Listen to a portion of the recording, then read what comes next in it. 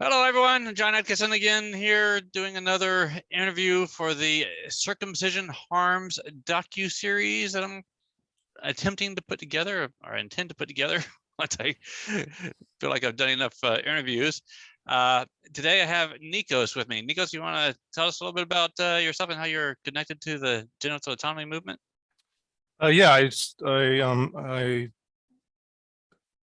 My story, in American circumcision, I also did an interview with James Lowen and also Patrick Smith interviewed me. So okay. I don't know if anybody's familiar with any of those interviews, but I'm sure a lot of people have seen American circumcision though. And so yeah, I was mutilated 18. So after that, ruined my life. So I thought, you have to fight back. You have to tell your story. I have a responsibility to tell my story. Definitely. To save other people, because I did not get informed consent. Most people don't. I have I've contacted other males, mutilated as an adult, and they didn't also get told the consequences, of course, because nobody in the right mind would sign up and go along with it if they actually knew what it was. So yes, I got involved with going to the GIAW's Genital Integrity Awareness Weeks in DC. And then from there, I met up with the Bloodstained Men formed and everything. So I just been involved. And like I said, I have a responsibility, a duty to tell the story and save as many people. Yeah. Definitely appreciate that. And I really appreciate you choosing to come on to this interview with me and sharing your story. I really feel bad doing this work, honestly, because it's not fun, right? No, it's not. Well, I mean, trying to educate people about how it's harmful is waking people up in ways that is really, really uncomfortable. I went through lots of discomfort myself as I was learning what I'm missing, right? Obviously I was done as a baby, so I don't remember. I hate that. I hate when people say you don't remember. It's like, well, so what if I don't remember the cut? It's I look down there and there's something missing, and I know that I'm missing. It's like if I would have had my hand cut off, when I was a baby, I go around my whole life noticing people using two hands. It would be kind of traumatizing to me to see that. And when it comes to genitalia, it's always most often hidden underneath your clothes and everything like that. So yeah, I totally appreciate anyone that has the strength to speak up about this and to share their stories, because the challenge with sharing our stories and the main reason I think that people don't hear men complain, well, it's painful to complain, because every time you do, you're going through trauma again. You're re-traumatizing yourself. You're reminding yourself about, and this is just true for the males that have gone through genital mutilation. I've seen these same stories from females. Heba Wardir, if you find her video of her talking about what she went through, and you see a tear go down her face and everything, and she says that she hates having to talk about it because it hurts every single time. It's bad enough that it's humiliation already. Then and what guy wants to tell the whole world that his sexual organ isn't the way he should be?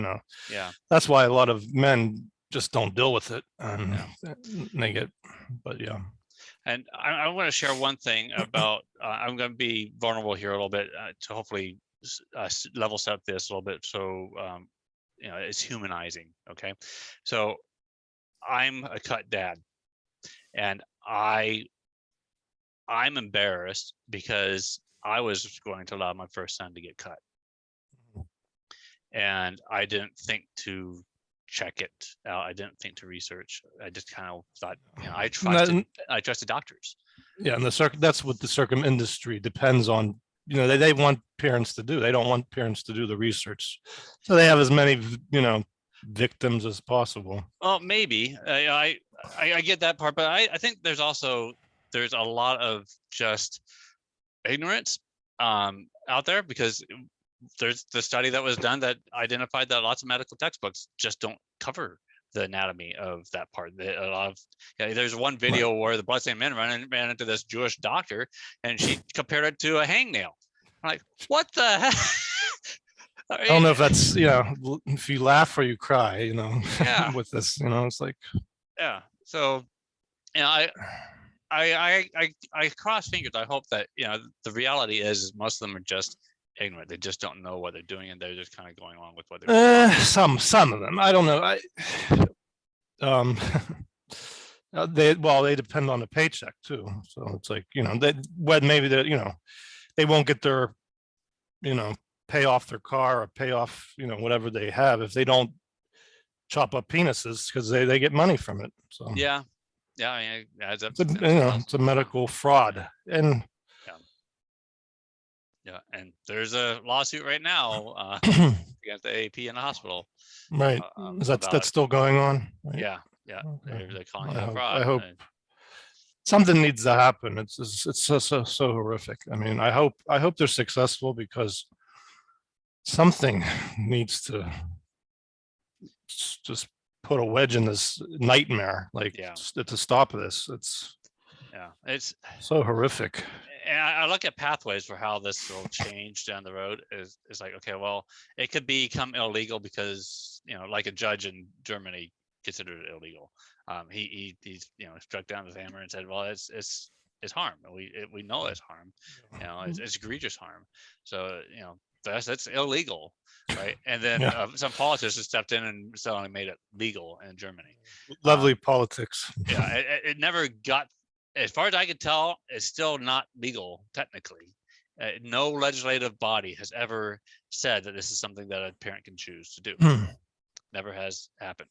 And when you look at the Constitution and everything, there's plenty of laws there that says that that the child should be protected. Just not enforced. The laws are not enforced with this subject, because it's there's so much criminal crimes to this act that fall under making it illegal to begin with, but it's just the law is not enforced, unfortunately.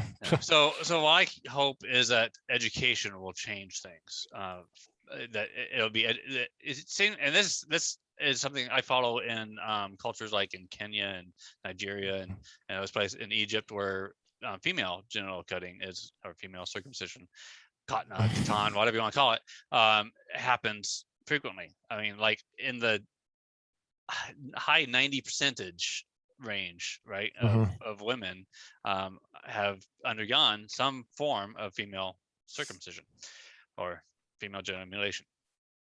And from my understand, I read recently that Egypt has actually prosecuted some people for it, and in Kenya there's some people that were like arrested this week or this past week, and the person that actually did the cutting is like maybe in Uganda or something, is on the run. So the law seems to be going after people, but it seems to me that the better way is to just educate people in the first place, so they just stop doing it. And not have to be thrown in jail to try to stop it, or what I worry about is that it starts getting done, in the back room somewhere and hidden.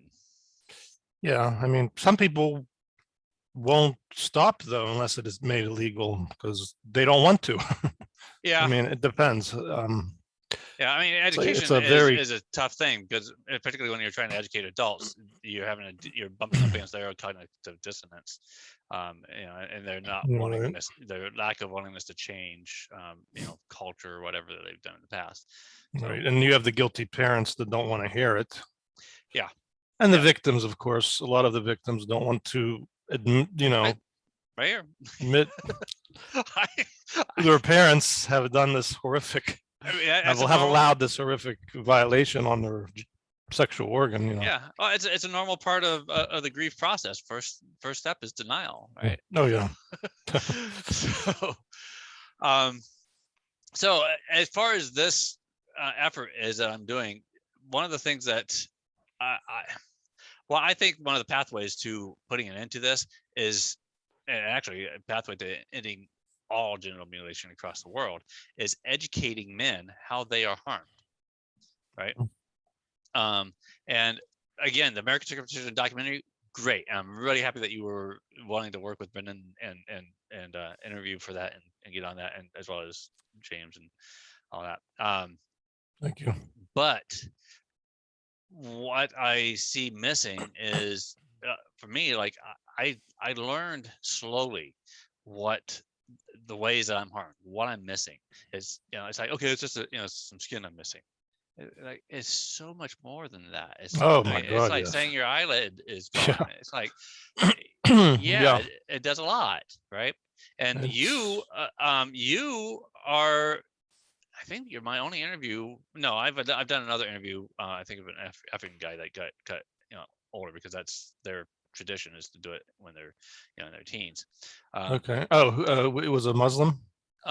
No, just South Africa. It's, like, I don't think I have the book. There's a Xhosa tribe down there, but he wasn't part of the Xhosa tribe, but he was still part of the culture Oh, okay. where they do it, kind of as a manhood right. No. So,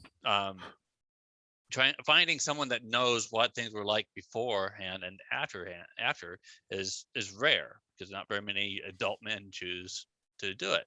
Yeah, I mean, and most adult men oh, that did it as adults, they did it because of social pressure or the culture or whatever, right? yeah, I mean, no sane, like, again, if it wasn't because of deception and lies, no sane male would sign up for this, because and chop off the most pleasurable part of the penis. It's just like, so they have to use deception and lies to get people to line up, where they don't give informed consent also. So Yeah. and which is, then you have to live with it the rest of your life, that these doctors didn't tell you, and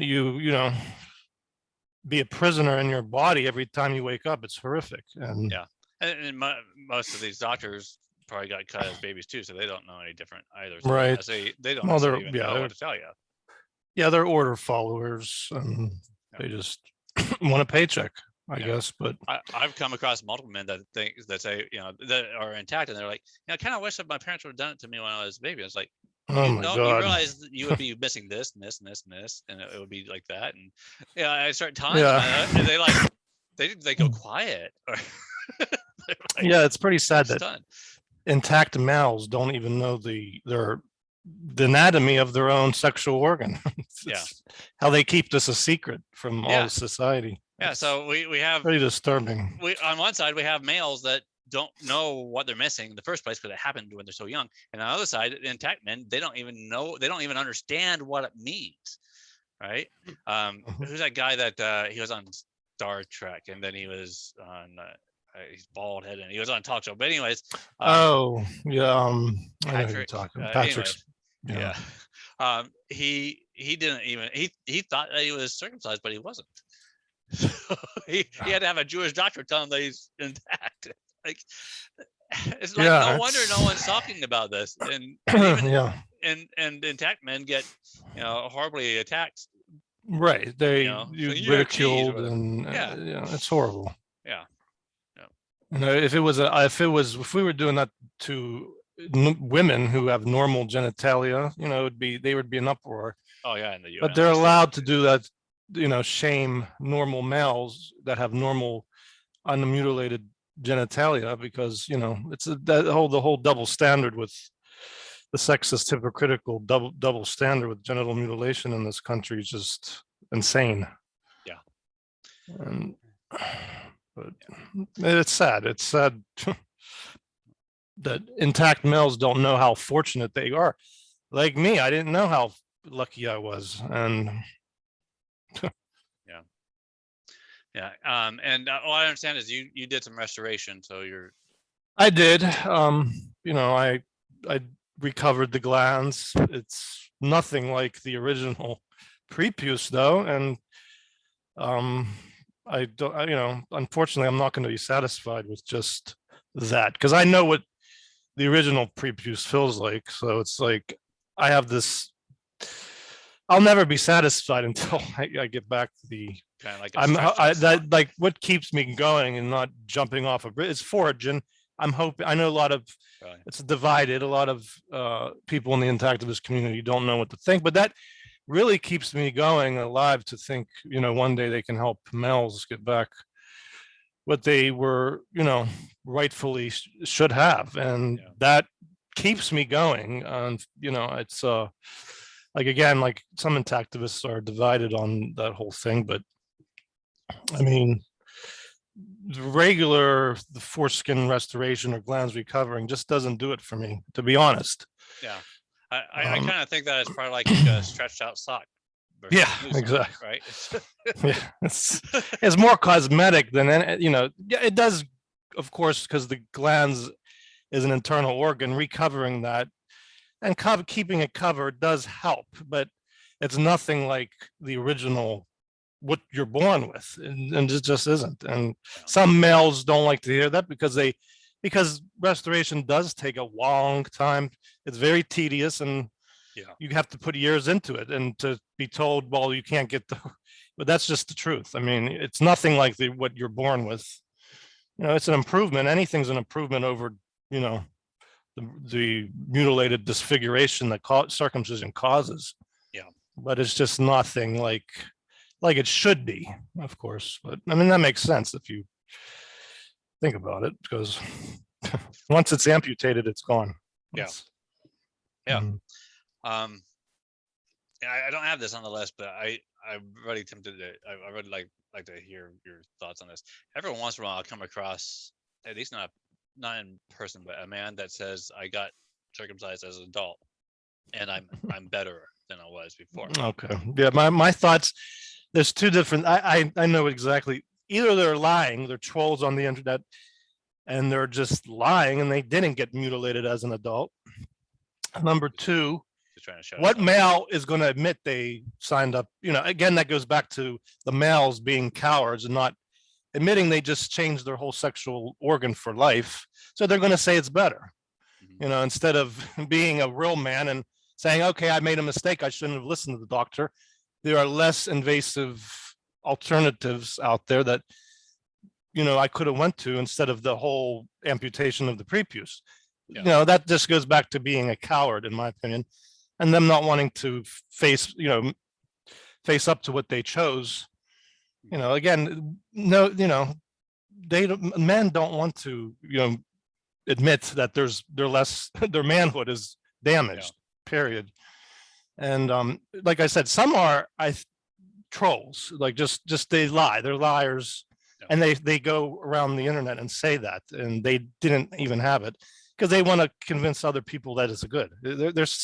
It's like a cult mindset, a lot of this stuff. And then I also think maybe they were in pain, and maybe they had I don't know, with phimosis, and they want to pretend like I said, like they did a good choice because they're not in pain anymore, but they don't want to admit to themselves there are less invasive alternatives. So there's men that grew up having problems with their prepuce, right? And I think that's caused because the doctors tell the parents to forcefully retract them, and then that causes just more problems when they get older.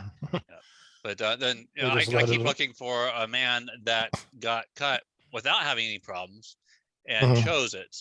And thinks that it's better. And so far, every time that one claims to be, I start asking them questions. Okay, well, what's your new coverage index? Did you keep your frenulum or areas and stuff like that? And start asking questions, and then they disappear. Like, okay, so you're lying. Yeah, it's not surprising. Yeah. Right.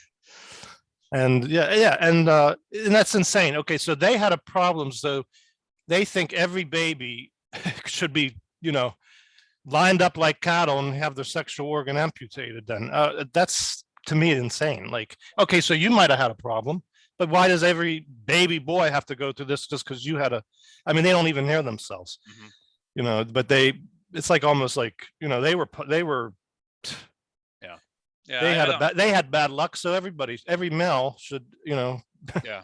I don't get these people that say, okay, I had to get cut at age 24 or whatever because I had some sort of problem, and so I got my son's cut, so they never have to have that problem. It's like, you don't know that you're gonna have the same problem that you had. I had an appendicitis when I was 19. Should I remove the appendix of my kids?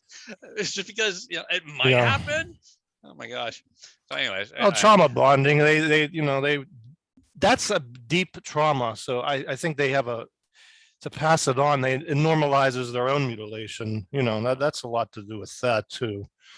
I mean, I don't know. It's a deep trauma, like I said. So I don't, they're not going to get inside somebody's head and what they're thinking is very hard, to to do, because you don't know where they're coming from. If it's the trauma they never dealt with, because if they face their own trauma, they wouldn't do that to their kids, period. Yeah. So, but. Well, so what I normally do, I don't know if you've seen any of my other interviews. I have in the past. It was a while back, of course. I haven't been.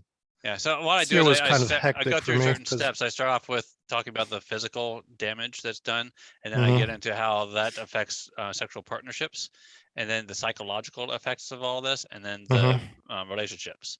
And then they get down to the last bits of stuff. It's just, again, revisiting female genital mutilation and intersex stuff, social productivity, and again, we already covered it, but the forced retraction stuff. So again, the physical harm is what I'm really wanting to get people to see, because again, like the American Circumcision documentary, it talked a little bit about the harm, but I don't think it was clear enough. So I wanted to try to make something that people could see, that where they can understand the true physical harm of it all.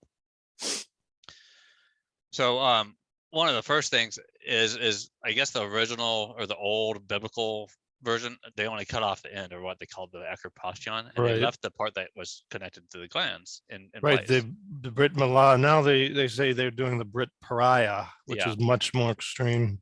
Yeah. And you can look in the text, it says lay bare the glands. So, and the glands being the what a lot of people like to call the head, or the penis. Yeah, the penis doesn't have a head, but whatever. It's a glands. So, and that when you lay bare the glands, when you remove all of that, which adds up to 15 square inches, people look at us like, how does that add up to 15 square inches? Well, you got to remember, it's a double fold, about 1.5 inches one way and 5 inches around in a circle. Yeah. And that's sensitive skin.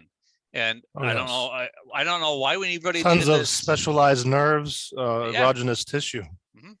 What was it? Come on, blank on the fine touch nerves they cover in the American Circumcision documentary. Meisner and corpuscles, for example. And for some reason we needed to have a study to prove this. So the Sorrells study got created, and but it's like, all you have to do is talk to an intact guy and say, hey, is that sensitive? Does that feel good? No. like we needed some sort of scientific study with these special things that touch it. Yeah, it's sensitive. Twilight Zone we live in. Yeah. So, and it's there to protect the glands. Even the AP, that's like the first or second statement from the AP was like, it's there to protect the glands. And it's just like your eyelid protects your eyes. Yeah. And as you can see, it unrolls down, right? And I always tell people, well, you know how they call it a turtleneck, right? Well, just imagine cutting all that skin off of the turtle's neck. It wouldn't be able to, put its head out properly. Yeah, and I say, imagine your cheeks not being there, just your tongue. If your tongue was just there hanging out without, your cheeks protecting the inner Yeah. I mean, imagine, your tongue would get all dried out, Yeah. and Yeah. It'd be horrible. yeah, it's like Absolutely. Um, and talk about the glands. I've been hearing different things, and I'd like to be a little more clear about this. The Sorrells study didn't really show that the glands is very sensitive, but I often hear from men that that are intact. They said their glands is very sensitive, and then it gets desensitized over time after it's uncovered. right. Yeah, there's somebody did an experiment, and I think he was intact, and he just held it back, and it did get desensitized. Yeah. So Yeah. So yeah, that's so you're having two things going on here. You're desensitizing your glands, and you're removing sensitive tissue at the same time. And some people think it's like the Basio study. The way that Jennifer interpreted her own data was kind of weird, but it's like if I were to remove my finger, yeah, the rest of my hand would still be just as sensitive, but I would have less sensitive. I would have less hand to enjoy all the sensitivities, right? yeah. When you remove, 2 minus 1 is 1. When you remove something, Yeah, basic math. yeah, exactly. I mean, people just want to make any excuse to try to justify this. It's and people will refer to Brian Morris's oh god. papers left and right, and it's like, you know what? Go watch the American Circumcision documentary and listen to the one thing that he says. And every paper that you ever read from him ever again will just feel so different, because he says one basic thing: it's just touch. It's not that important. Like, that guy must not enjoy sex. Yeah. Right? I mean, he must be severely mutilated. Oh yeah, I bet. There's got to be an explanation for that guy saying stuff like that. Oh yeah, well, yeah. I mean, his friend got arrested for. I mean, they're into like the erotic, oh yeah, disturbing stuff. Yeah. I mean, these people are very sick, disturbed people. Yeah. Yeah, it bothers me in a way that university supports him in Australia, but yeah, and that our AAP and the American medical whoever takes this stuff seriously. But, well, that that way they can justify it. Yeah, so they can avoid legal repercussions. I don't know. Yep.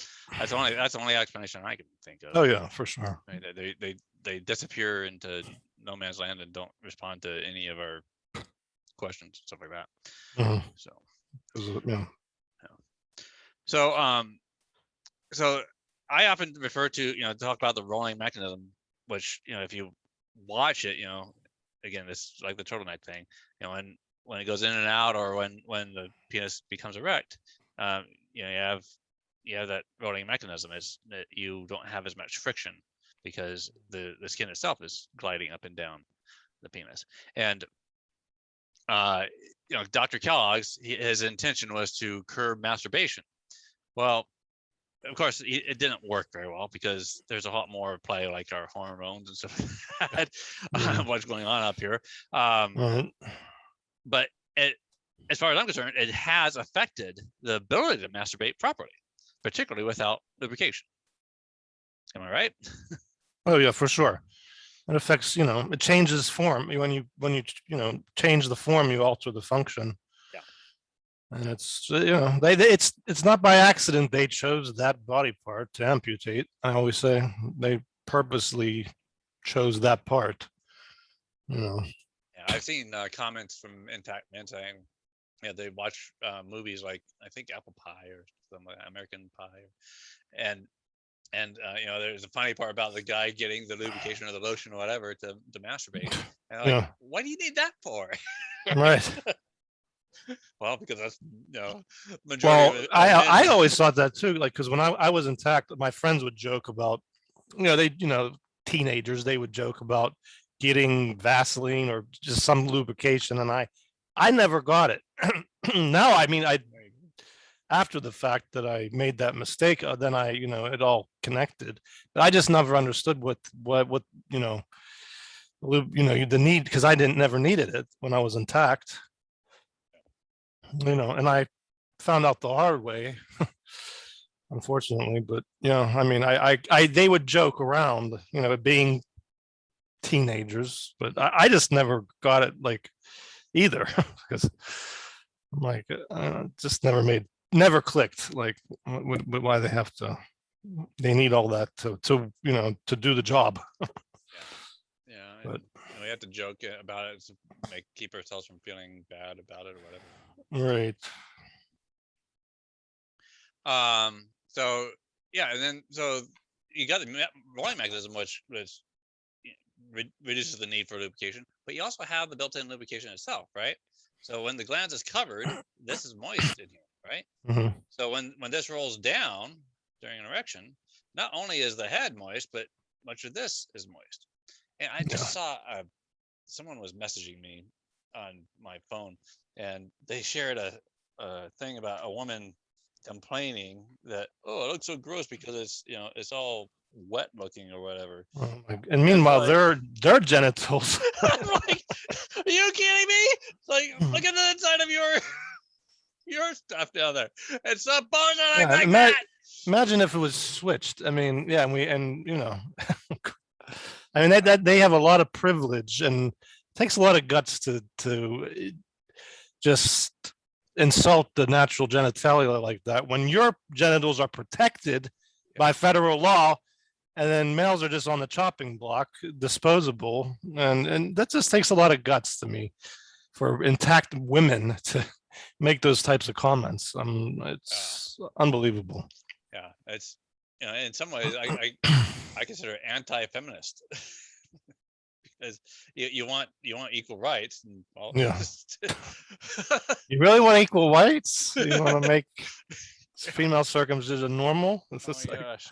You don't want body shaming? Well, don't body shame the intact man, okay? Jeez. Yeah. Oh my.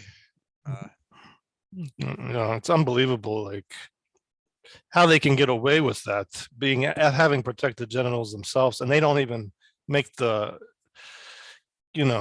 light bulb doesn't go on. Well, maybe I should shut up because my genitals are protected. It's like, yeah. We also have the frenulum. It doesn't do justice to it, but that's what those right. It's supposed to be. It goes down there and it like reaches, it spreads out, and it's like a river delta almost, like, right? And it grabs a hold of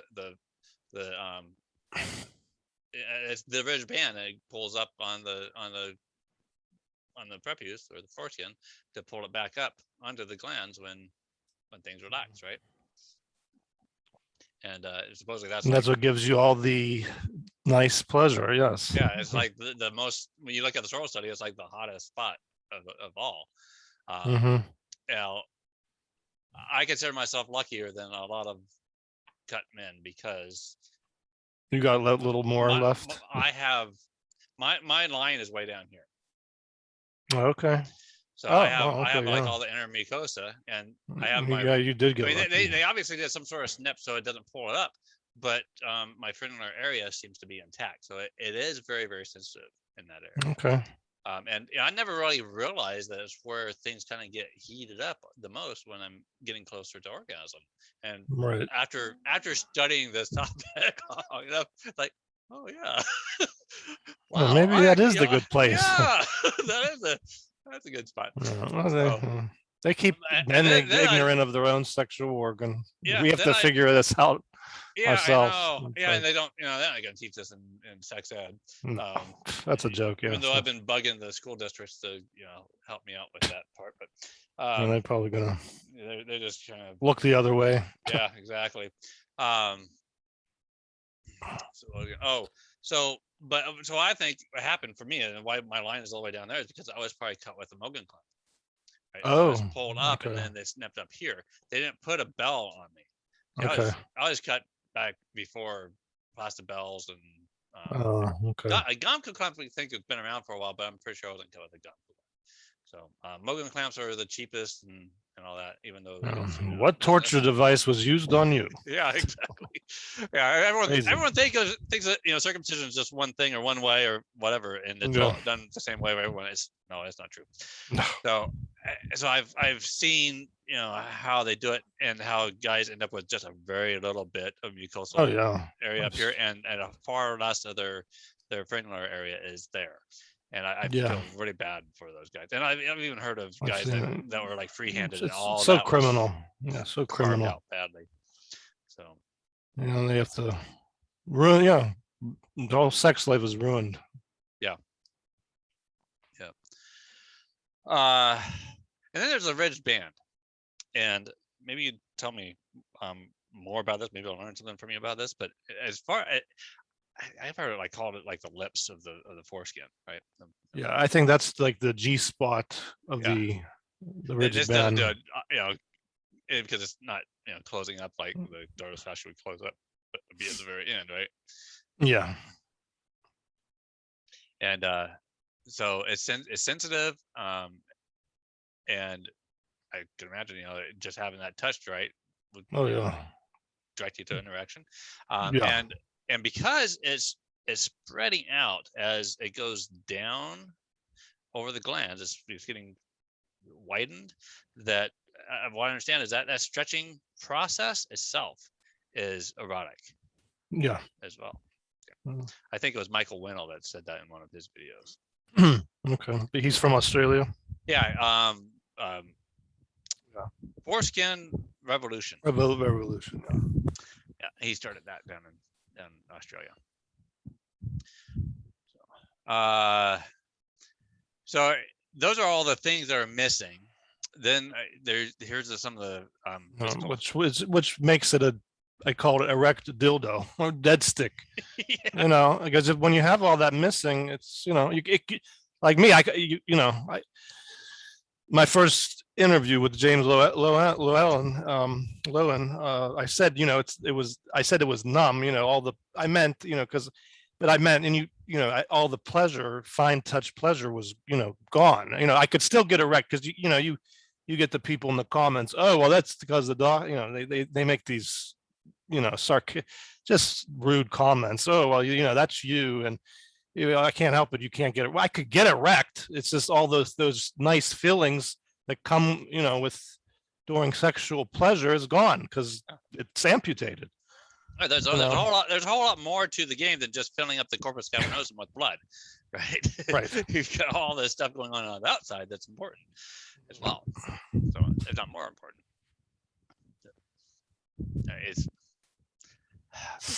I keep trying to find an analogy that's just fits well, but I just don't. There isn't one. So many men that have different effects of not having that, and I have some of these, not all of these. The first one is hairy shaft, which can be caused from two things. But the first one I'm going to cover is the scrotum. So if this is the bottom of the penis going down to the balls, testes, when the penis gets erect, the scrotum gets drawn up onto the penis because you don't have the prepuce unrolling down. You have to make up for that by pulling the skin up instead. Right. And so you end up having your scrotum on your shaft. And scrotums, for some hairy guys like me, are hairy. And you could shave it, but then it makes it stubbly, and that's it probably gets worse because when it grows back, it's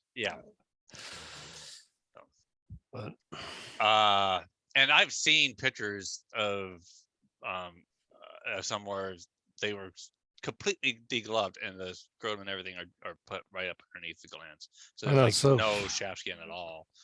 My God, it's so disturbing. Yeah, it's like, gosh, if I had that, it's like, put me out of my misery right now. Yeah, exactly. I would hate that. That would just drive me batty. So, and then because of scrotal webbing, because you're pulling up on the nutsack, the skin around the testes can get tight, and I've even seen this in like porn where the guy's nuts get pulled up on the sides of his shaft during his erection, and that's not comfortable. For me, it doesn't happen anymore because I'm older now and things are stretched out down there. But for me, one of my testes would sometimes go up my inguinal canal up inside, and I'd have to stop all sexual activity until I could relax things. So I would like mind over matter, like make my erection a little less than full, right? So I can continue to get my O, but with less of an erection. So my scrotum would relax a little bit. Yeah. So I hate that I had to deal with that. Now that I know that that was a result of missing my my prepuce.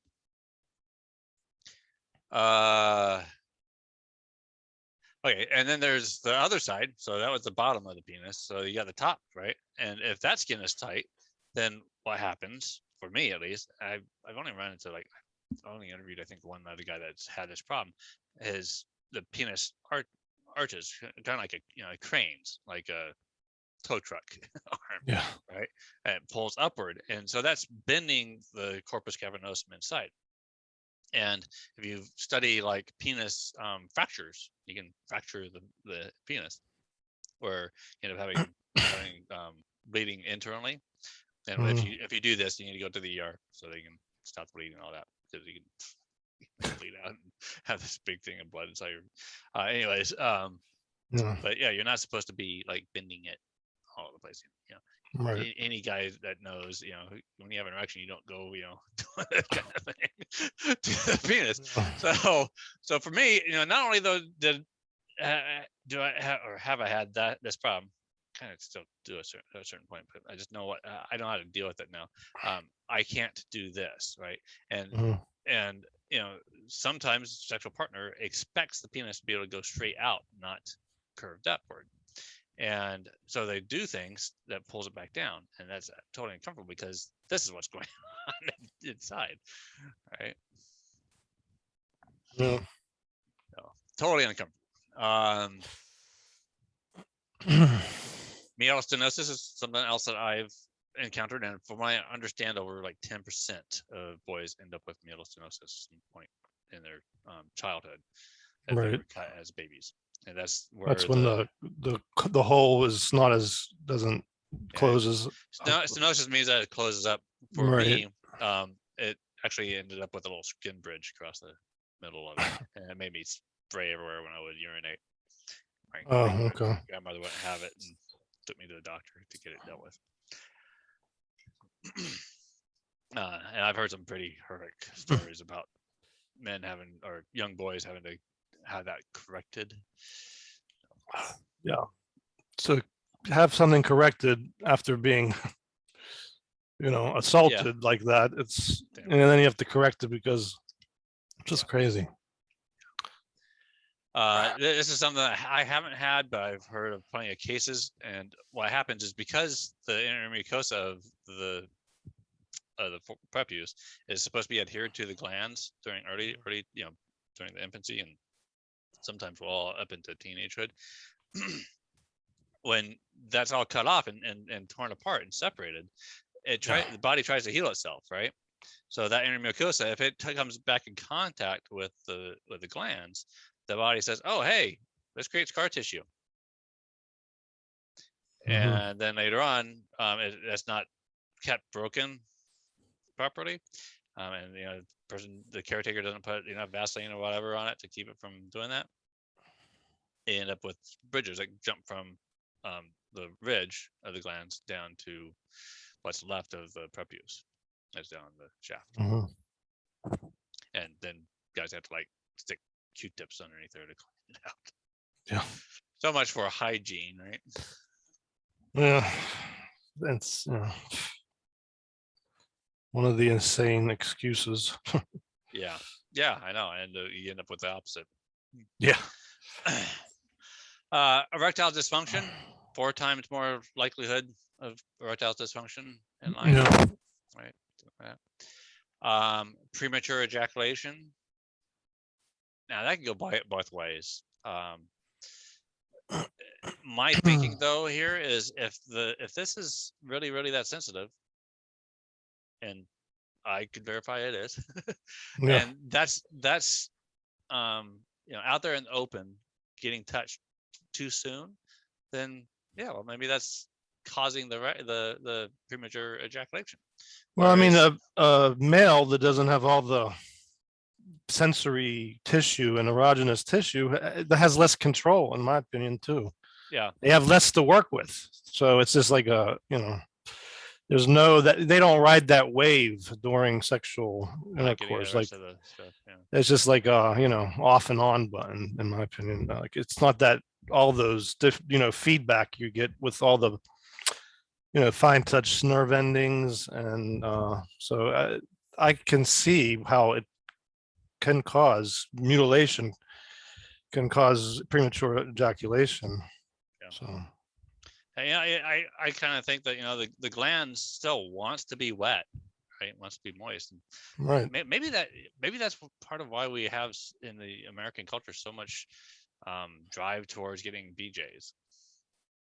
Yeah. In other cultures, they don't care about BJs as much because, well, hey, they got all their stuff. They don't need it. Yeah, American cultures. Yeah.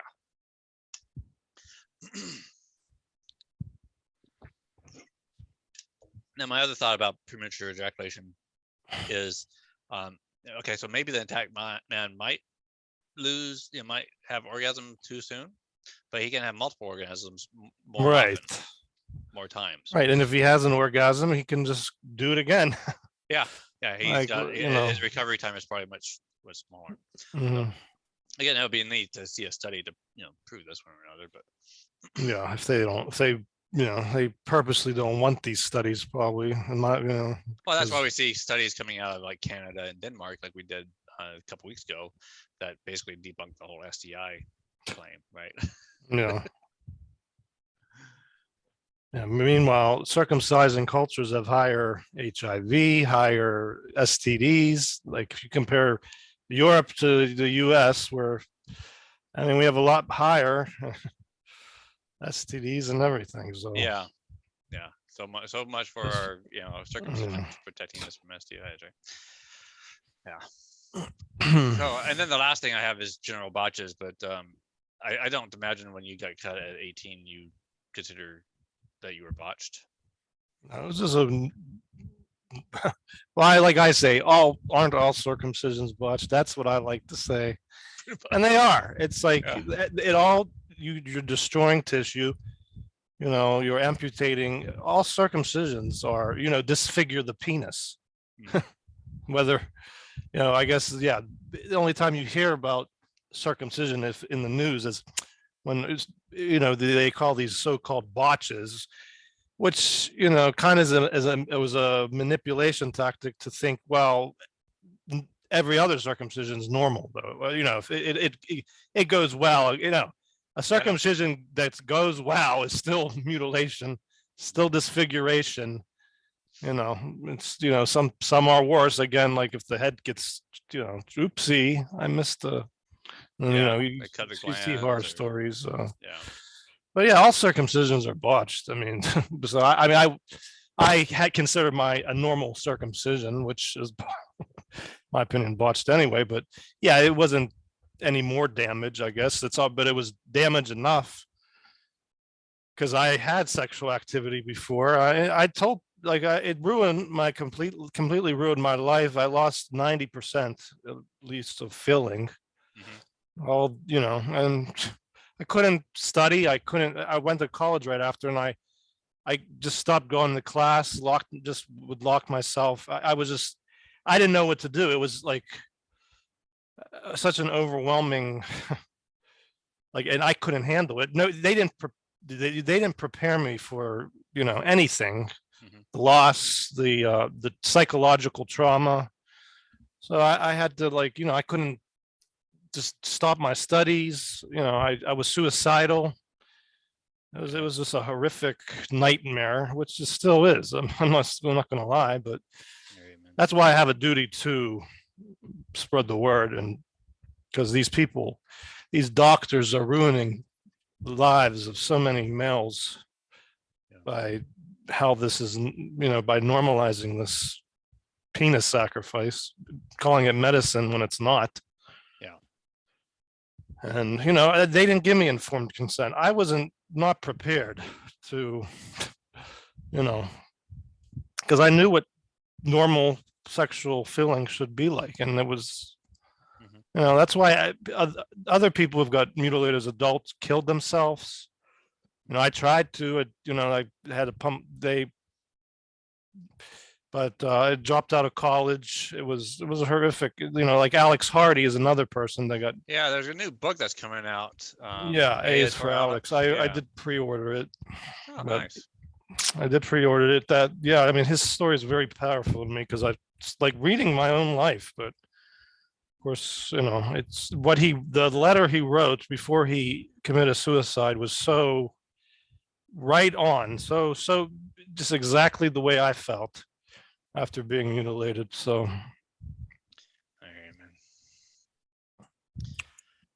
but it's a tragedy that what they're doing to these males. But the video he did with the mother reading the letter was so powerful to me. And just like I said, it was like everything I felt after being mutilated, he basically was right on point with all the feelings I was feeling too. After the genital mutilation that happened to me. So, but I would recommend everybody to get that book just to read his letter. It was so powerful. But maybe I'll add it to my shelf of books. There you go. The collection. Yeah, it keeps growing. There's more and more books out there all the time, which is good. It's just the challenge is getting people to read, to open up. Yeah, advertising is not cheap, right? No. And again, not very many people want to visit this topic or think about it. No, it's America's sacred cow.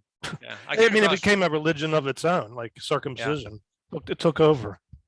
Yeah, I've come across some people. I keep a book or two in my van when I go out and do Uber driving, and every once in a while I come across people that are like, it's such an interesting topic. I want to read more about that.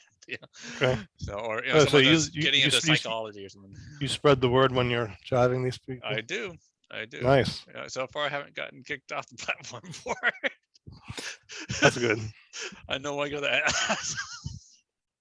Rock on wood. Hopefully. Yeah. That's good. Like, spreading the word while you're doing work. That's good. Absolutely. Yeah. Yeah. Well, sometimes I got them in the vehicle for 20 minutes, half an hour or more. So it's like plenty of time to talk about it if they're willing to. Right. Some I don't want to after a while. Yeah, I'm sure you get people that are victims or guilty parents that they don't want to deal with it. Or rabbis. Oh, yeah, definitely them. I've had one. Oh, really? Oh my, that was quite the talk.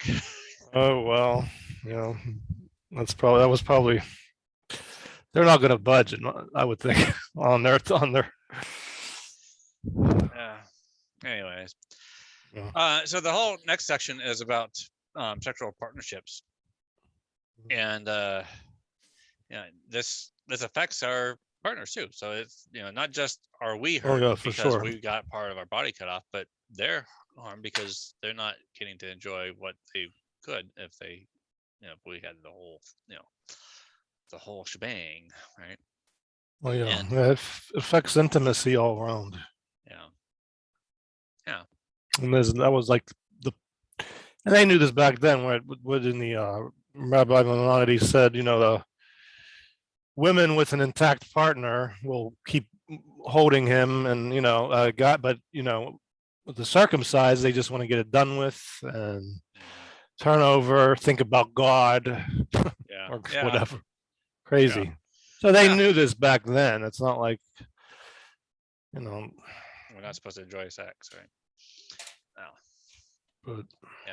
But one video that I've done, I ended up doing it twice. I did another one on just for TikTok, but I originally did it on YouTube, where I I took a glove or a finger from a rubber glove, stuck a little tape, double-sided tape on the tip of my finger to act like the glands of the penis, and I took the rubber glove on, and like just tried to do this without anything, just had the glove on just straight, and then it's like anyone can do this. It's like you just try to put your finger into your fist, and you feel the immediate friction, right?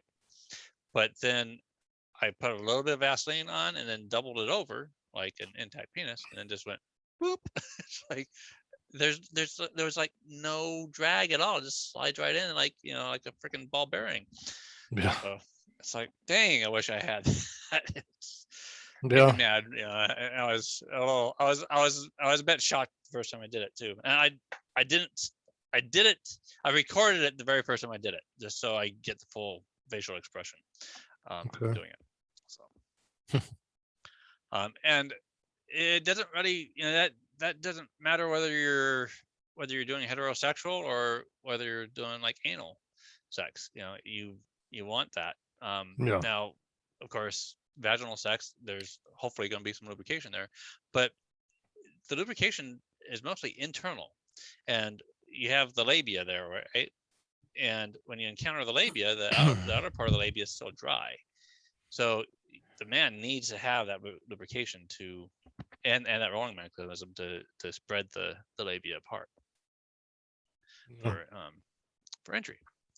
So, and then for the homosexuals, docking is something that is enjoyed by some homosexuals that actually have it. And I've often heard that finding the intact man can be like a unicorn, or very, it's something that's very valuable in the gay community, because they want to be able to try that out with an intact guy, see what homosexual docking is like, even though only one of them has the prepuce intact. They can see what it's like. So, and they should be able to have that feature. And when you look at the number of people, particularly guys, that are like outdoor protesting and stuff like that, a huge percentage of them are either Jewish or gay. There's not a whole lot of homosexual or heterosexual men doing it. So, yeah. Because, well, guess who's more angry? They better understand what's going on. And I would think that the Jewish people that do the protesting more often, they're more educated than the non-Jewish people about the topic, because it is in their religious documents, right, on what it is, and particularly the rabbinical version and how they change things and all that. And even if I was Jewish, I would just be mad about that part alone, the rabbinical part that happened in 130 some AD. It's like, well, what gave them that right? What gave the rabbis the right to make it more extreme, decide to do this? That's did God tell them to do that? Like they supposedly told Abraham? Well, yeah. I mean, all man-made, probably, to control, just to enslave people and control them. Yeah. But of course, if you say God told me, then you can just bullshit away. Yeah. So, yeah. And then there's a whole psychological side of this, and there's the trauma from the cut itself. Now, yes. I was a baby, so now I had nightmares, the same nightmare over and over and over again, reoccurring for many, many years. I think well into my 20s. And Jay Jackson here. Yeah, I got that book too. Yeah. He had nightmares too. Right. For the longest time, and he's a little older than I am now. And then he connected it after, I guess, after he grew up. Yeah. Somewhere in the past couple of years is when I figured it out too. I was like, I remember those dreams. Yeah. And it makes total sense. That's where they came from, because I don't know of any other event that happened in my life that happened that early in my life. I mean, I had a very loving mother, and I had a very safe home.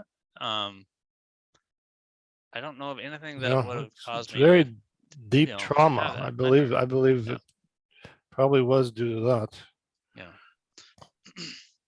So is there anything about the trauma you felt from Oh the yeah, I procedure mean itself? it was horrific. It was like it's a horror. It's like right out of the worst horror movie you could ever imagine. It's just the psychological trauma, then the gaslighting. Mhm. You know, So you were trying to. gaslit like right after the cut, or Well, I like there was there's another guy who did, got cut as an adult, mhm. Michael McGrath. I think he was interviewed by the Bloodstained Men. He said I went into denial. I thought maybe eventually it was going to come. Then one day it hit me like what I did. It's I was it's not going to come back. The doctor lied to me. Yeah. So I tried to So because I'm talking about the procedure itself. Were you put under for the procedure, or did they just yes, use? under Okay. anesthesia. Yeah, I went into general, So it was anesthesia. only after you woke up that you started doing Yeah. things down there. Well, yeah. I mean, I didn't know what I was, that was before the internet, so I really didn't know what I was signing up for. All the information about circumcision was so hidden Yeah. before the internet. So I didn't know really I just knew it was a regular procedure. Hmm. And he said, Common, "Oh, well, common yeah." procedure. And I had the Jewish doctor. He said, "Oh, well, yeah, it's not. It'll be better. You won't have to do it when you get older, because a lot of people who wait till they get old, they have to do it anyway." And I didn't understand. Saying, "Oh, you might as well just do it now." So the way he said it was very manipulative, basically saying, it was going to be a given anyway. So, and I thought, he didn't tell me about any of the that I was going to lose 90% of sexual feeling and everything of fine, all the good pleasure was going to be gone. Didn't know any of that. So for a while there, I was just I was depressed and all that shit. But I was thinking maybe it'll come back. I don't, you tell all this crazy shit to cope, I guess, with it, because like I said, the internet wasn't around. Yeah. So And your trauma was primarily after the fact, after you started discovering the loss and the harm that was done to you. yeah, oh yeah, it was so much psychological trauma till this day. I wake up, it's like a nightmare I'm living. Yeah. I don't want to be in this body. It's like um it's just a nightmare of so many ways. Twilight Zone episode, like I didn't get any justice, because they didn't give me informed consent. I just can't believe these doctors can just get away with lying to their patients and not telling them proper information, Yeah. especially with something like this. That's drastic. And like I said, I was suicidal. I had to drop out of college.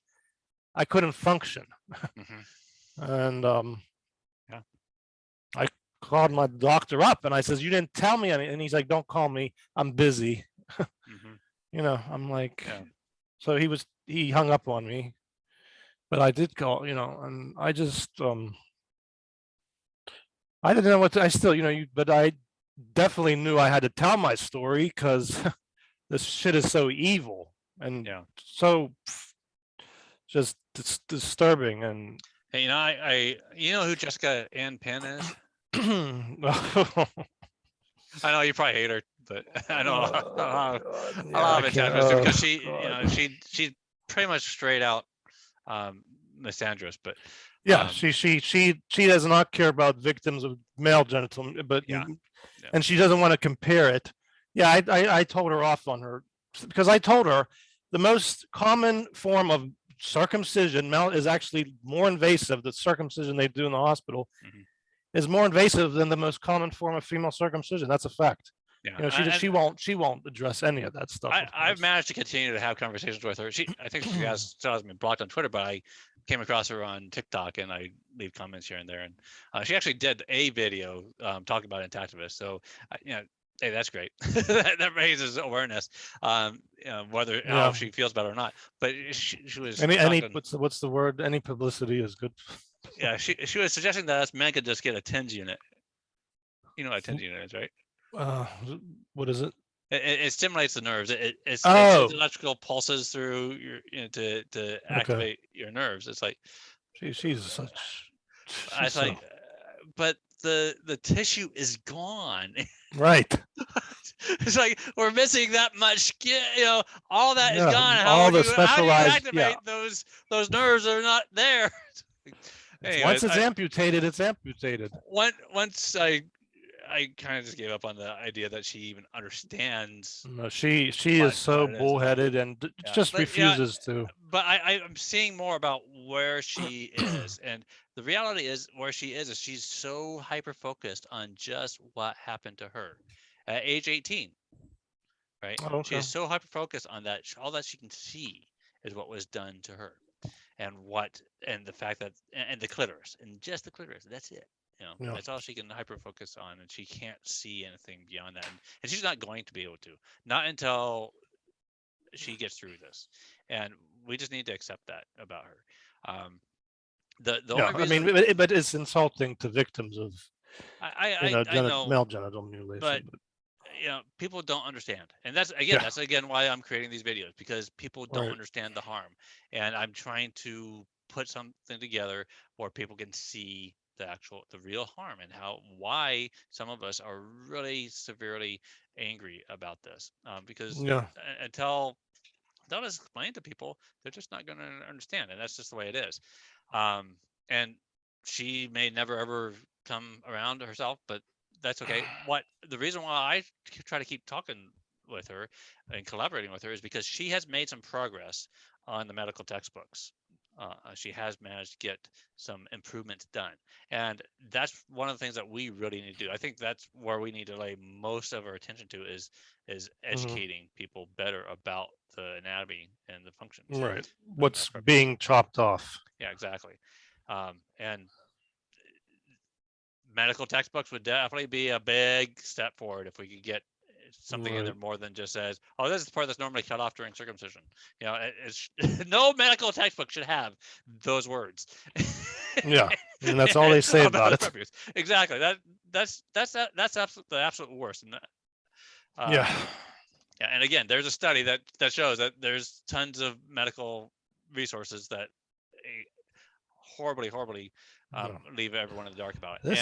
This is what you chop off. That's all they say. Yeah, like, and I've been discussing with some people about there's like apps, on your phone, for people that are training to be medical professionals, and even those apps fail to get into the details about the anatomy of the prepuce. And what she's been all about is getting the anatomy of the clitoris into medical textbooks, because it's male anatomy is definitely covered far better than female sexual anatomy, right? Because it seems like the female sexual anatomy is all focused on the reproductive parts, not the feel good parts, right? So I totally understand why she's mad. I probably would be too. well, I don't think, that would be like me not having any sympathy for victims of, because I was mutilated. Oh, but I don't care about women. No, I mean, that's ignorant. I mean, she should grow up and understand that male genital mutilation is harmful too. Yeah. I think she's just very immature. Yeah. Well, And maybe that one video where she, at least talked about us, is a step forward, and I'm happy with that. But again, what I'm really wanting is to collaborate with her on how to reach out to medical textbook manufacturers or publishers or authors or whoever to make some changes. So, all right. Okay, so the next thing is, after the trauma discoveries of loss of harm, suicide, and you talked about how you felt suicide. Oh yeah. As well. We talked about Alex Hardy, who ended his life. There's Jonathan Conte. Did you ever get to meet Jonathan? Oh yeah, I protested with him. He was a great person. Yeah, I didn't start getting involved until after he. We protested in DC together, different places. Yeah, he was a good guy. It's a shame, Yeah, I would have loved to, I guess, buddy up with them and say, "Hey, dude, look at we're making progress here," or whatever, and maybe you would have felt better. I don't know. Well, yeah, sometimes people just the pain of this living with this is it's just too much. I get it. I mean, it's not easy. I definitely have my cases of severe depression from this. Yeah, I have very bad depression still. Particularly when I come across some people that are just very ignorant or very negative in response when I'm trying to Which is share a lot of people. yeah, it happened. And and you see there's a video or two where Jonathan is by himself holding up a sign. It's like, man, if I would have been able to be there with him, I would have been standing right next to him. Yeah, he was a warrior. It just got, I think it just, all the trauma just gets to be too much, and you get the back, we don't get any, anything exposing this crime.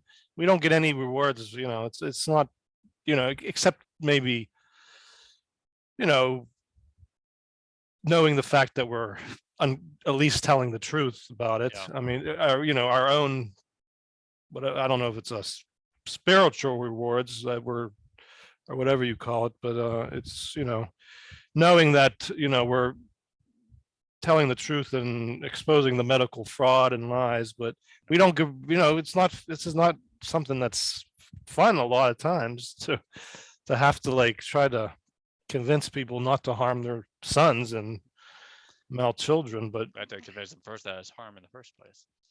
So yeah. But some like that. I was talking about that moil that I had in my vehicle. He didn't deny that was harm. At least people, I like that better. At least they say it. Yeah. Like what in the movie Cut by Eliyahu. Oh, Ali, yeah. The rabbi in there said, yeah, it's child abuse. And if people do it that are not in the covenant, they should be in jail. So it's like it's like, okay. It's crazy. It's like everything. That's another thing. It's like so much and just craziness around this topic. I mean, you just feel it. But, I mean, I like people that admit, though, at least it's child abuse, unlike these Americans that, oh no, I just cut off some skin. That's a big deal. And they lie to themselves. Mm-hmm. And they tell themselves lies and believe their own lies. At least the rabbi said, yeah, it's child abuse and people should be in jail if you're not Jewish, I guess, or not in the covenant. But I at least admire somebody that says it like it is, Mm-hmm. Just like I always say, at least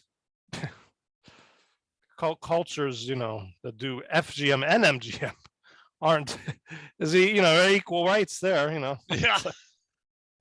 It's like, GBV. What's that? GBV stands for, right? Gender-based violence. Yeah. So I haven't seen that on some articles that talk about FGM, and they say that it's violence only against the females. It's like, but they're also doing the same thing to males. So how can you call it gender-based? they're equal opportunity. And some females have said, what they're doing to males is worse. Like Ayan Hersey Ali.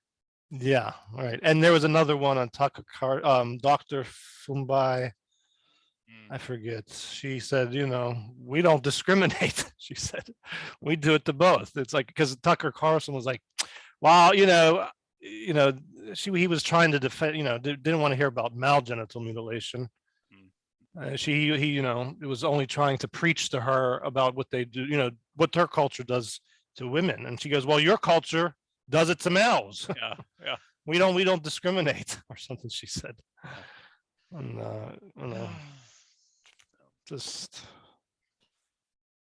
I always like, not non-hypocritical sides, at least I can respect. Yeah. And people that say it like it is, even though it's but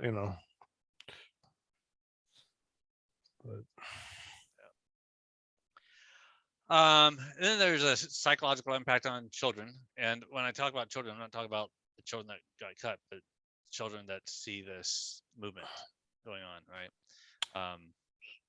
We often see children out with the protesters, with the parents, Oh yeah, protesters and all that, and they're often holding up signs. which is good. I think it's good to educate children at the younger they are is fine, because that way knowledge is power, and they have that. It's like a shield. They have the knowledge to not they know not to go along with these doctors. I just think it's important, because if somebody would have educated me when I was young, I would have never got mutilated. So or same here. I not that I wouldn't have been mutilated, but I wouldn't have even considered the idea of mutilating my own son. Right.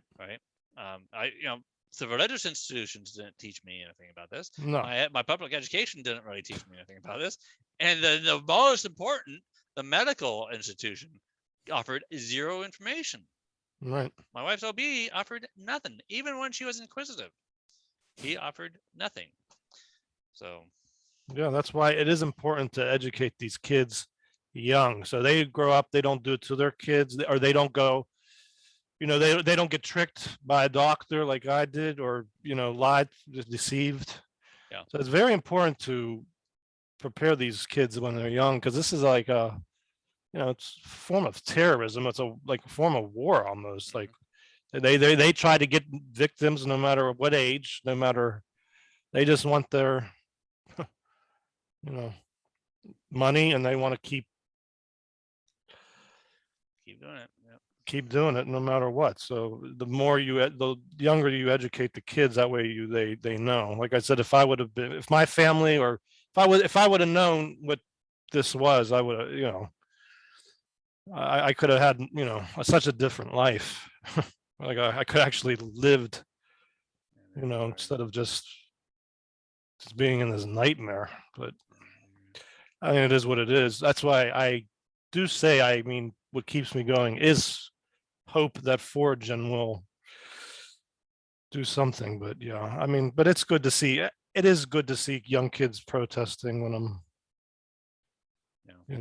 but you have to love the parents who say, oh, you can't believe you take your kids to that, well, and they're usually guilty, these guilty the parents. other day I went out with a bloodstained pants outfit.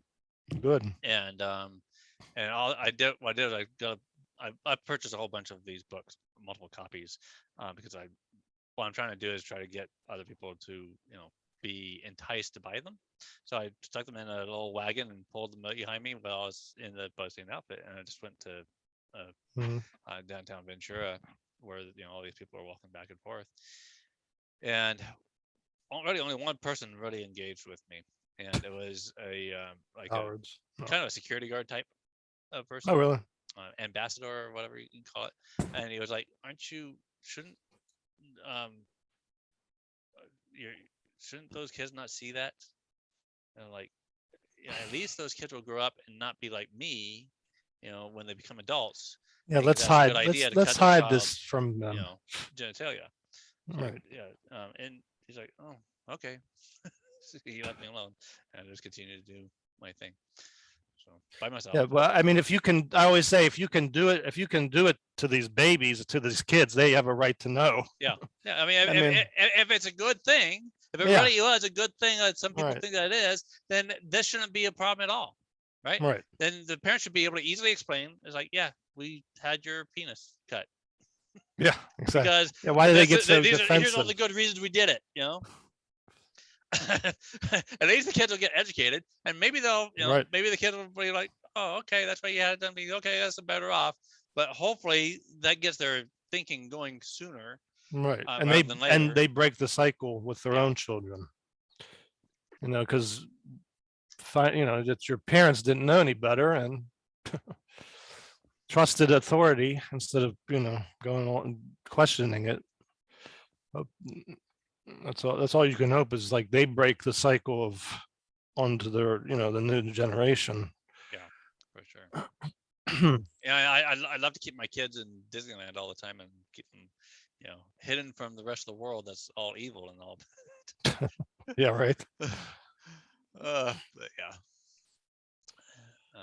reality does eventually set in, and so don't want to have them get hit, have reality slap them in the face all too much at once, right? Medical professionals, as you know, there's lots of medical professionals involved in the movement. There's the doctors, the doctors against and circumcision. there's child rights nurses, Right. and some of them have been out there protesting along with us, or yeah, interviews with us, stuff like that. Yeah, I can't imagine being that would be hard. I've actually considered working at hospitals before, but today I couldn't. Unless the hospital was definitely anti-genital mutilation. Yeah, I have a phobia. I have a phobia of hospitals ever since I just hate going in them. I hate everything, just that smell. I don't know. I just hate them. I hate them, and I could never work in one. Oh my God. Yeah, I'd probably get myself in trouble and kidnap a baby or something because I wouldn't want it to get cut. Yeah. Trying to take him away before he got mutilated. Where did he go? Yeah. Yeah, I wish more parents would complain to hospitals and say, hey, I wish that doctor or those nurses would have told me more about the truth. Yeah, I mean, because I felt like I was misled. I was told, because you look at Marilyn Miles, who got fired because she was trying to tell the truth, and the parents got upset. But it's like, well, what really? If there were enough parents that got upset that they didn't get told enough, then maybe the hospital will say, oh, well, maybe we should tell parents more information. All right. So yeah. Yeah, but anyone that's a parent that's or actually anyone really listening to this, call up your local hospital and say, hey, tell the parents, the anatomy and functions of the male prepuce before offering them that paper to sign off on circumcision. Just call and say, hey, can I? Then they talk would to the use. complaint department? They would lose their victims. The hospital. Maybe. I mean, hospital doesn't want to give up. Well, that's why parents need to put their foot down and just no is no. And I think maybe even I don't know if that'll do anything. Reporting hospitals that constantly ask, or I don't know. Like it's I actually this twice. But these hospitals are getting away with so much evil. Yeah, you see, I write to the medical board every once in a while. Okay. I've done it twice now. This one was about a Dr. Joshua Gonzalez. He's got a TikTok channel, and he did a true false thing about male circumcision. And one of the Gonzalez, it sounds like Joshua Gonzalez. He's in LA. Hispanic. So I was like, yeah, okay, that doesn't quite fit. But anyways, he said that sex doesn't affect. I mean, sex isn't affected. And I was like, dude, there's so much proof out there is. And I tried to reason. I guess if I poke out my eyes, I don't think I guess I could still see them too. Yeah.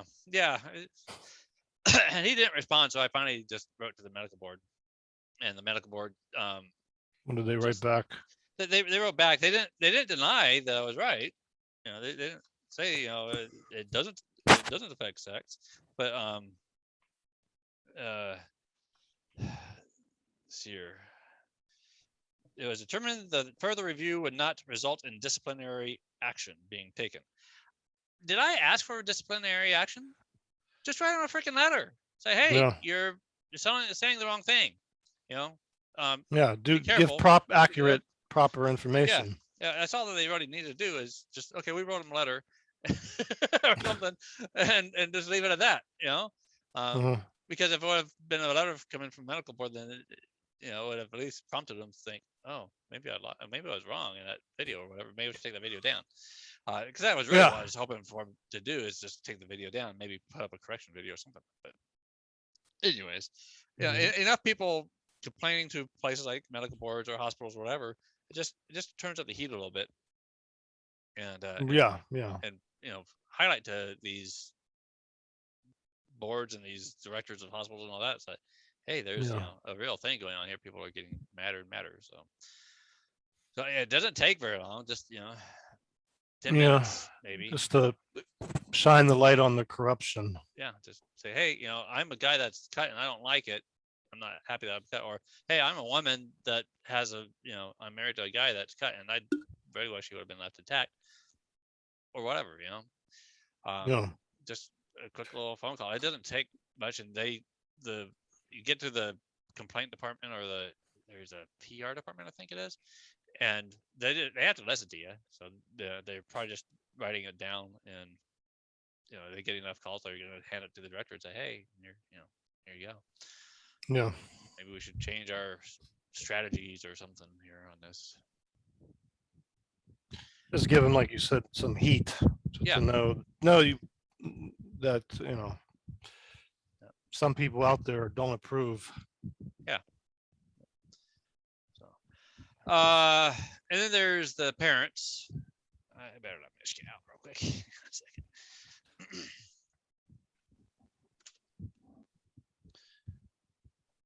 So, parents. What do I usually say about parents here? Yeah, well, I'm a parent that I wasn't in the hospital when the question came up, but my wife was. She told me about it. And was she asked multiple times? No, she ended up dumping the OB. Oh, okay. After that interview, because it wasn't just that teed her off, but other things about trying to keep the birth natural and not drugged and other things and he was kind of patting her on the head type of thing. Well, and belittling her. Yeah, she did not like that, so she went and got a midwife and well, ended up having a home birth. So well, good night. Well, she probably go. I always say go with your gut instinct. Yeah. Because there's a lot of these, So anyways, obviously the parents are psychologically impacted by this, especially if, I mean, I can only imagine how I would feel if my oldest son was cut right now. I would hate myself. Yeah. I would absolutely hate myself for that. Particularly knowing what I know now about the damage that's done. So I wouldn't be able to apologize to him. As depressed as I get right now, as it is about this topic, it would be even worse. Oh my gosh, I don't know if I could live with myself. So, and then there's the intact individuals, and you were intact up to age 18, right? Yeah. So tell us a little bit about how, a little more again, you were going through high school and I guess most of your buddies were not intact, and they said, oh yeah, of course. Yeah, I mean, yeah, I was, very rare Western. I'm in Western PA, so it's probably very high cutting rate. Close in Pittsburgh, I live, but yeah, like I said, like they would joke about lube and stuff, and I didn't know what the hell. Yeah. I'm like, I didn't use any of that stuff. So. Were you I didn't need alone it. as far as being intact? Were you pretty much alone in that group? I think. Yeah. I think. I mean, I don't know, but I'd imagine. I mean, there was with the high cutting rate in this state. Yeah, I'm sure. Did you at all feel like you were being left out of like some sort of benefit by not being cut? No, I didn't. I mean, I enjoyed, like I said, I enjoyed my pet, what I was using. So, but the thing is, like, I would hear like jokes on TV or like mocking normal males, and I would, that kind of like, I'm like, oh, I wouldn't sleep with a a lot of these shows with Jewish writers, they put like jokes in it about intact normal males. Yeah. So I heard a couple. I remember being young. I forget what it was, but and would hear here and there, about how uncircumcised men are gross, stuff like that. So yeah. I thought, oh, I'm like, I don't know. It was like kind of made me self-conscious because I didn't know why they were framing like that uncircumcised men were like that. I didn't know there was a whole agenda, because there's a whole agenda to to, normalize mutilated men, disfigured, they want to normalize, male genital mutilation that way. That's just part of it, So was there a part of you that thought there was something wrong with you being intact? I started to question it. Maybe like, I'm like, I said, is it ugly? I'm thinking to myself, I don't know. But again, I was enjoying sexual pleasure. So I'm like, I really didn't harp on it too much.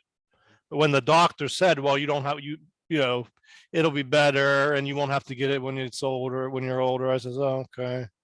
And not knowing what the hell I was signing up for, because I said it was before the internet. Back then, did you know that there was like less than a 1 in 10,000 chance that you would need it done? No, I just, I thought he's a doctor, so I don't know.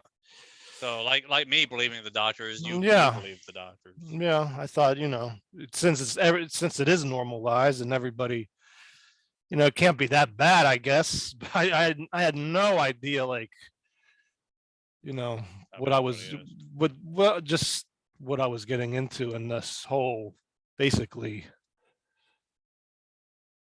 genital mutilation culture I was about to discover, like that I live it. It really was a break of my, like, I realized, like, the world I thought I lived in, I didn't. I lived in a horrific society that normalizes this. I didn't know, like, this America was so fucked up.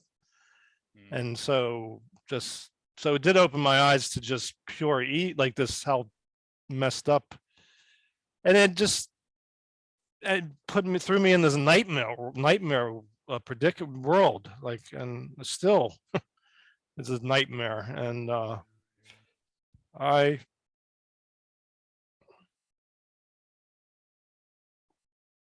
would do anything just to go back and say no. Yeah. But it's too late. Yeah. But I don't know. Like I said, I wish I would have known all this. That's why it is good to educate children, because to protect them, somebody would, I mean, that's why I tell my story now. I'm just, like I said, it's not fun, but I have a responsibility, because they're not going to tell anybody. They don't want to they don't want, this is America's dirty secret. So they don't want this out, exposed for what it is. They there's a whole agenda to keep this as, chopping up as many penises as they can. Yeah, I kind of wonder if our country switched to socialized medicine, like Canada and Australia and Europe, I don't know, most European countries, whether this would go away a lot faster, because I don't know if that we would are do it. capitalistic, and there's a big risk to any medical organization admitting any kind of wrongdoing in any way, shape, or form. I don't know, because it's so part of the culture, though. Maybe they would find some other way to pay for it, or I don't know. Or I mean, I don't know. I mean, Medicaid in more than half the states is paying for it, so hopefully that'll go away soon, because the whole STI prophylactic reason is, I think, blown out of the door. But I just think there should be like a class action lawsuit of just a massive class, just for years of purposely covering this up, years of ruining so many lives. I mean, something needs to be done to put these people out of business and show that, men are fed up with this, being on the chopping block like this. And this is like one of the bloodstained men signs, history's greatest medical fraud. It is. And if they would have left things like they were in the 70s, when the AAP just said things like, well, there's no medical indication, they could have like continued to try to do it under religious reasons or whatever, but at least they would have still been honest. But they went and changed things, and it's like they purposely had a plan to, it is. But like I said, to hit him where it hurts in the pocketbook. Somebody's peeking through your door.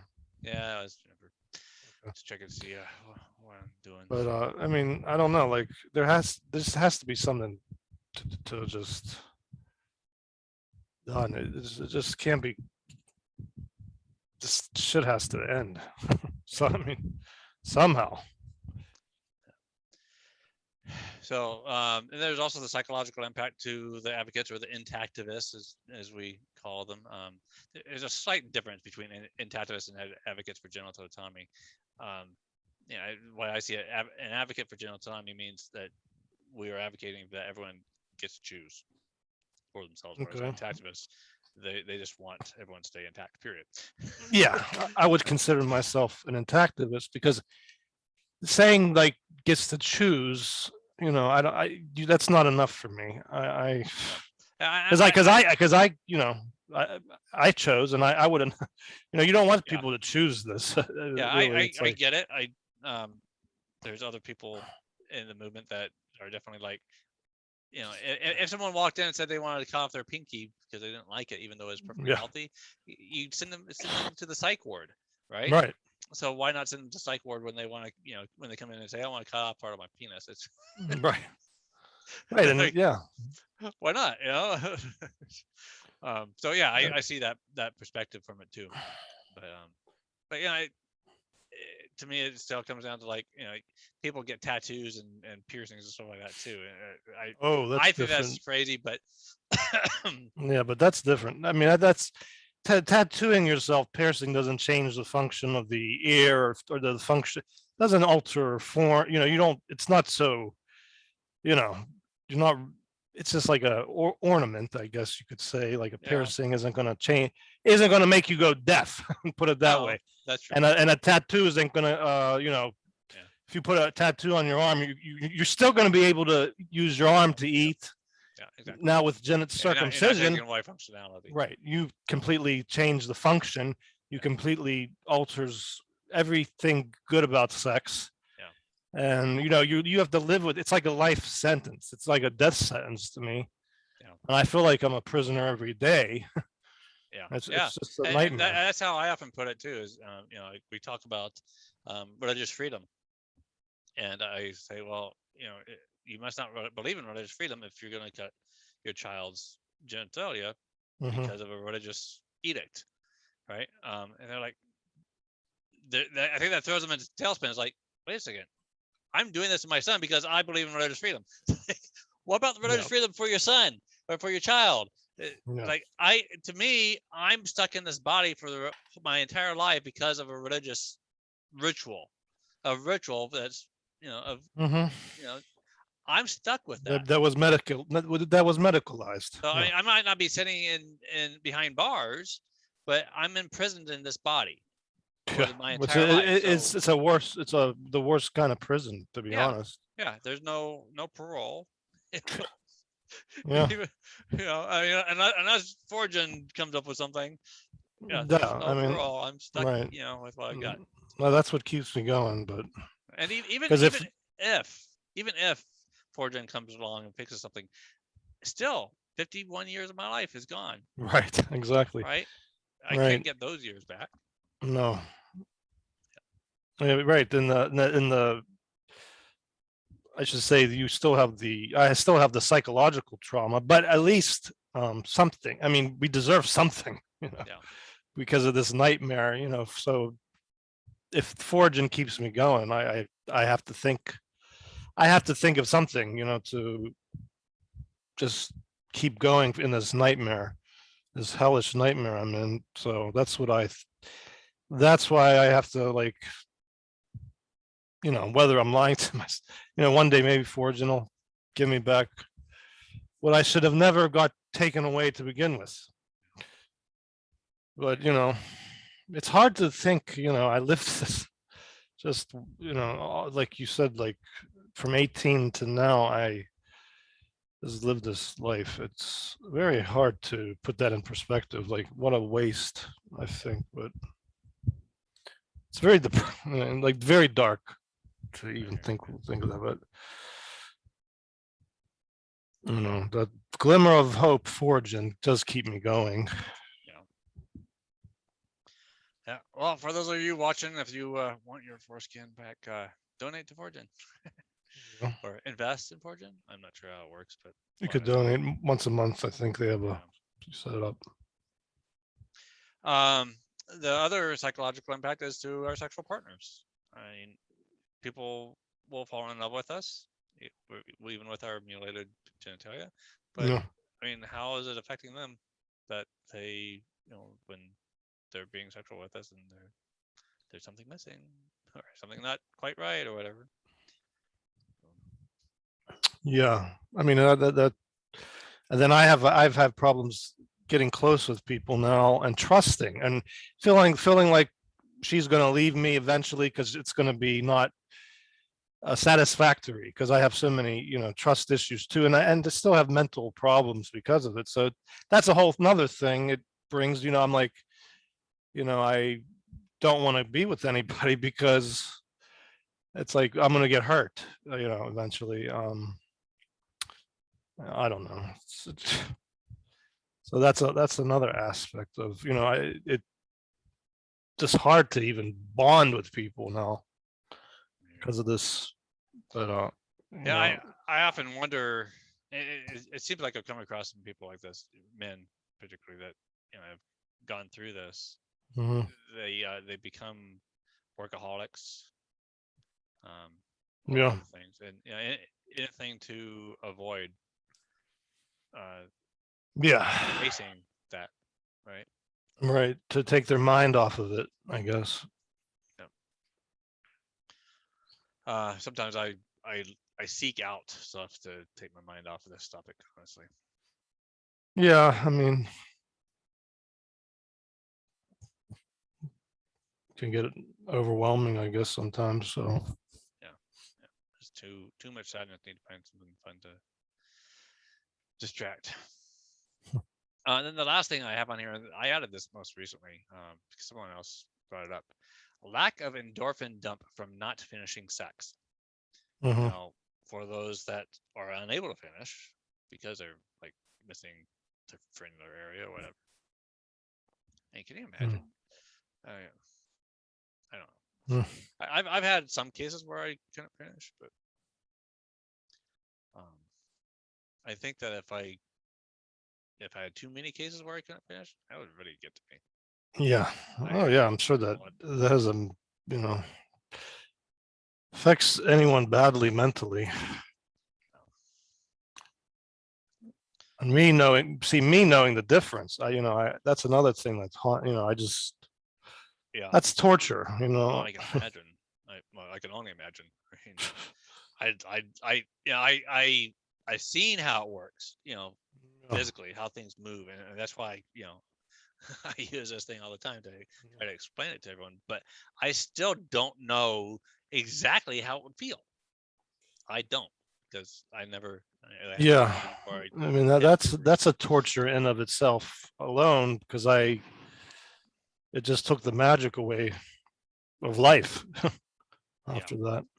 Yeah, we're mammals. Yeah, when I look at all mammals, including ourselves, I think humans are so freaking lucky. We have the most sexual bodies, I think, of all mammals, right? And we're the only ones that amputate the prepuce of males. Yeah, like maybe because we're too good with sex that's why we have to cut it off. Well, oh my, definitely. we last longer than most mammals do.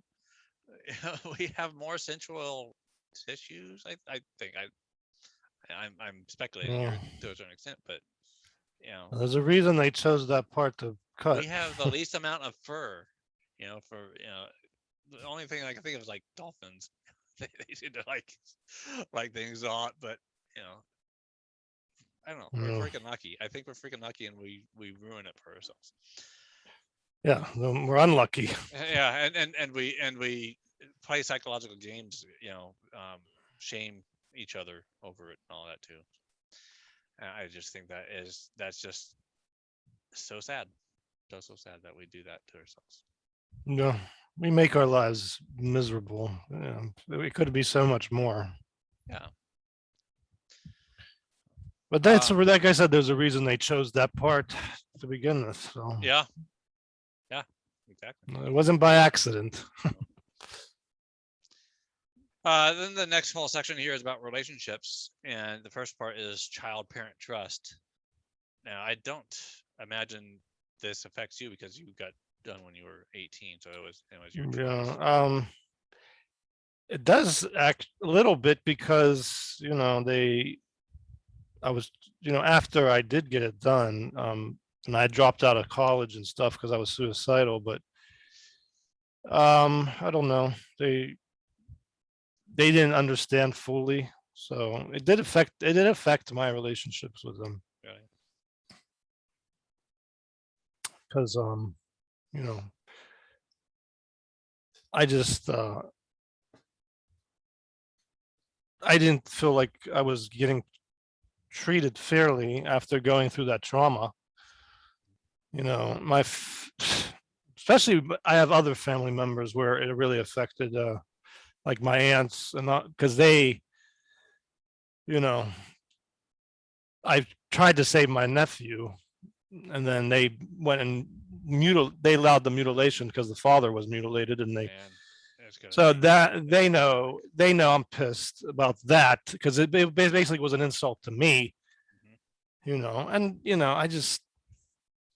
I really don't want anything to do with them. I'll talk to them, but really I that changed my whole weight. I don't see them the same at all anymore. And I really don't want how they could not listen to you. I mean, of any person to trust, if there's any person that is non-biased about this whole topic, you are the number one.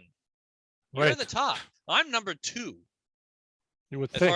As far as people being non-biased, because I'm cut with intact sons. So it's like, which way am I going to be biased, right? But you chose to get cut as an adult, and you absolutely hate it. And yeah, it ruined completely. One way or another. I told it completely ruined my life. So why would you do that to my? And I did send him a letter like when it was happening. I said, if you allow this to happen, I will never talk to you guys ever again. I will, I won't look. And yeah, I mean, well, the father wanted it done. So, but I said that's not a good excuse for me. Absolutely not. So he was a Syrian. He was Syrian. My family is Greeks. You would think fucking Greeks would, stand up for their. So was he Muslim? Yeah, I think he was a Syrian Orthodox or something. I don't know, but they got divorced anyway, so it's like. Oh gosh. So the kid had to suffer. Yeah, that's like right next to Israel, right? So. Yeah. Yeah, I mean that whole Middle East area is such a high cut rate. Cutting rate. Whether you do it for religion or not. But I just don't talk to them. I don't trust my family. They're just I don't know. After especially one of them recently said at my mother's funeral, oh, well, did you get paid for being an American circumcision? I said, if you were a victim, that was such an insult. And right there, I don't want anything. I hope they see this. I don't want anything to do with those people because it's an insult to me. I said, if you were a victim of FGM, would you give a fuck about money? I says, I don't care. I'm living this hell of a life, this nightmare. And you think I care about I says, I just want this shit to end and expose it.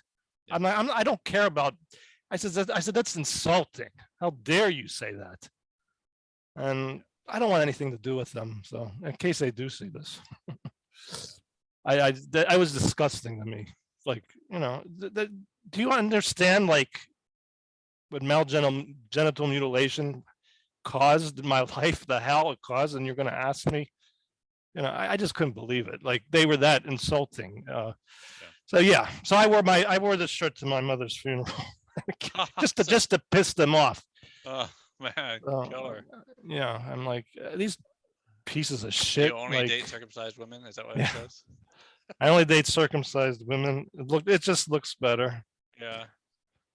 Oh man, But that's family. You can't. What's the saying? You can pick your friends. You can pick your friends, but you can't pick your family. Yeah, I hear you. So anyone that's watching, just so you know, if these videos end up making a ton of money, the money will go back into advertising and marketing this topic until this travesty ends. It's good, yeah. I could not live with myself if I was patting my pockets and living in a yeah, mansion or something like that, supercar or anything like that. I wouldn't. It's just not me. I'm not doing this for money. Yeah, me either. Sure. I mean, if anything, I give, like I said, I donate to Fortune. I must have gave them over $20,000, $30,000 already. Wow. Because of me just, trying to but I don't care. Yeah, money is like the last thing I'm worried about. But so when they insulted, like I said, if there was a victim of FGM, would they ask that question? It was just I couldn't believe it. Like they had the nerve to do that. You should tell them to go ask Sorrells Meyer is her name. I think she was in that film too, right? Who was it? Sorrells. Oh, Sorrells, Murray. Yeah. Fire Eyes, I think it was the show that she created. But you can see part of the show on YouTube, but not the whole thing. Okay.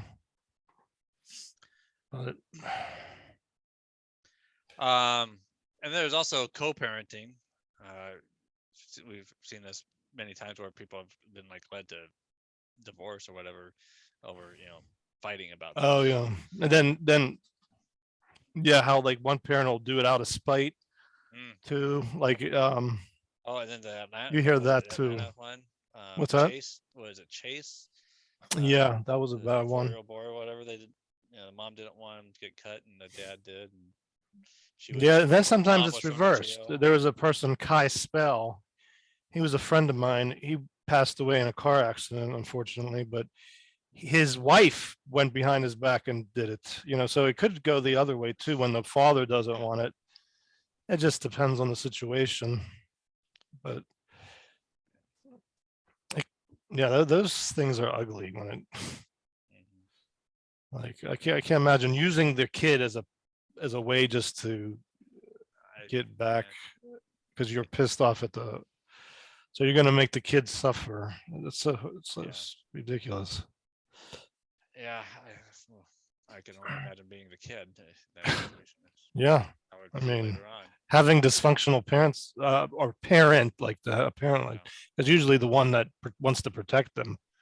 I wouldn't, they're okay, but then you have the crazy spouse, the one that wants to get back for revenge and just use their kid's penis as a way to get back.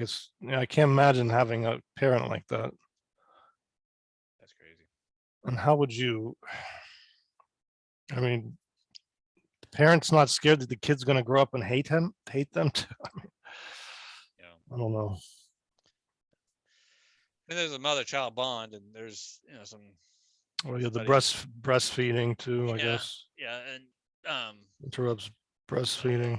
Ronald Goldman, he gets into the studies on the whole topic and all that. Yeah, I have that book. It's that's one of the best books on the top.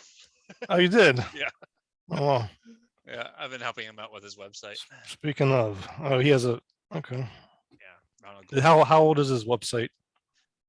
His RonaldGoldmanPhD.com is fairly new, I guess. Oh, okay. And then there's the circumcision.org website. It's been around for a while. I think I've seen the circumcision one. And he also did a book on the Jewish perspective on it too. Oh yeah. That's the one I have. That's the one I have to get still to add to my collection. The religion part of it really doesn't play a big part in this for me. The only time I I care about studying the religion part of it at all is to when I get into discussions with people that are bringing up the religious side of it. But it's like religion never played a part in it for me. Yeah, right. But again, I believe in religious freedom.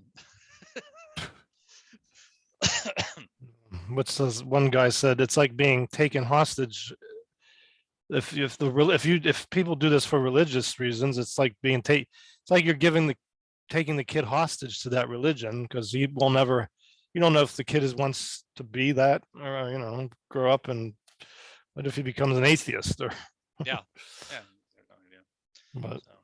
But then there's I've seen babies like being held and they're like crying and they're like kicking, trying to kick their body away from their mom, and they're not breastfeeding or whatever because they're so traumatized or whatever. Right.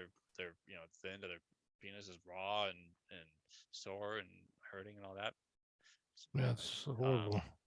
So, and people often don't put two and two together. It's like, oh, hello, he's got this sore, and he's going It's out unbelievable nuts because it hurts and uncomfortable.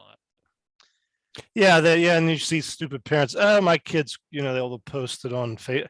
My kid's cranky today. I'm like, well, yeah, he just had his genitals butchered. Yeah. And then they try to make a joke. It's so sick.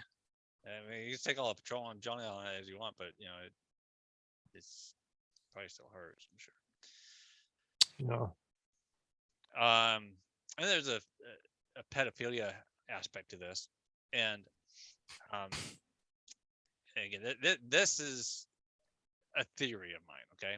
And I keep expecting lashback over this, but so far I haven't. So again, this is just theory. So if a guy is missing, all that erogenous tissue, so he doesn't have much, fine touch, stuff going on there. What he's left with is pressure, because pressure also feels good, right? And I think that's why some men like anal, because it's tighter that way, right? And I've often heard, women. In fact, I saw a video on TikTok the other day about how they stick something inside a woman's vagina and they use these lasers and it makes the vagina tighter, because then the vagina inside heals up and it heals up smaller, right? No. So they get vaginal rejuvenation, and some women get labiaplasty and stuff like that to make it look cuter or make it tighter or make it whatever better for the guy. Why is it better for the guy? Is it maybe it doesn't matter if the guy's intact, but it's such a common thing in the U.S. Why? Well, if all these, so much of us, 70% or 80% of us are still, missing, all that erogenous tissue, then we like that tighter feel, right? That squeezing.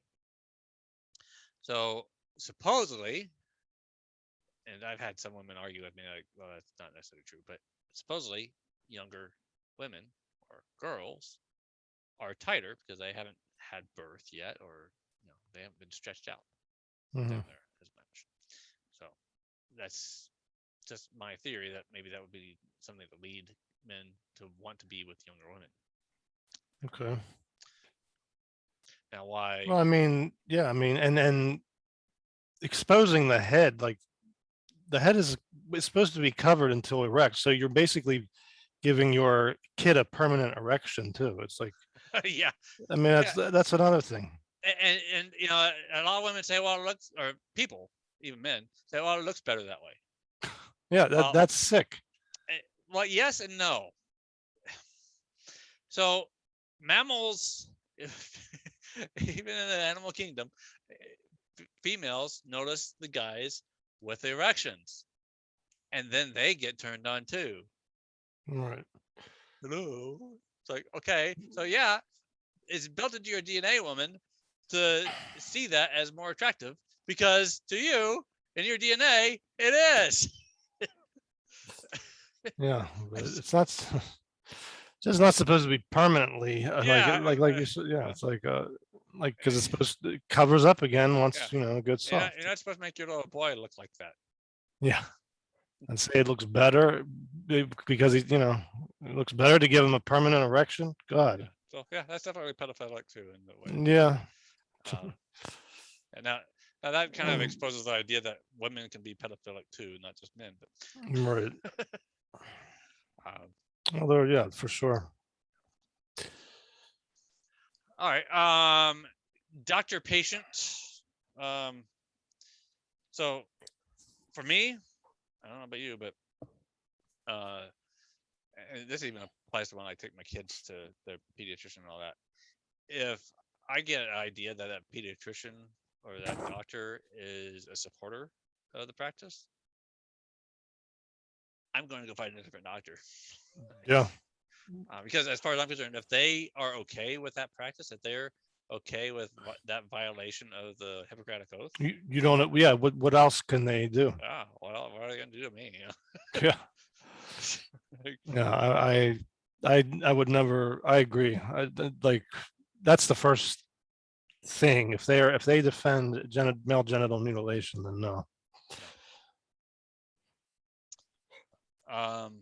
And then the last one here for relationships is friends and family, and you kind of already covered that, talking about. Yeah, I kind of went into that a little bit. Yeah, your parents.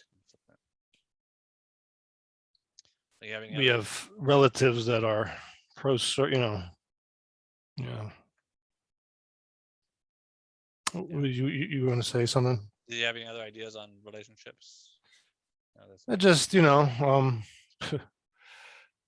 it's like I said, you know, I would only be talked to relatives that were against this too. Like you said, I wouldn't have any contact with pro-circ relatives at all. I just can't do it. You know, it's like I mean, I could never look at that. Look, I never see them the same if they're, you know, for this kind of brutality on children just because they're born male.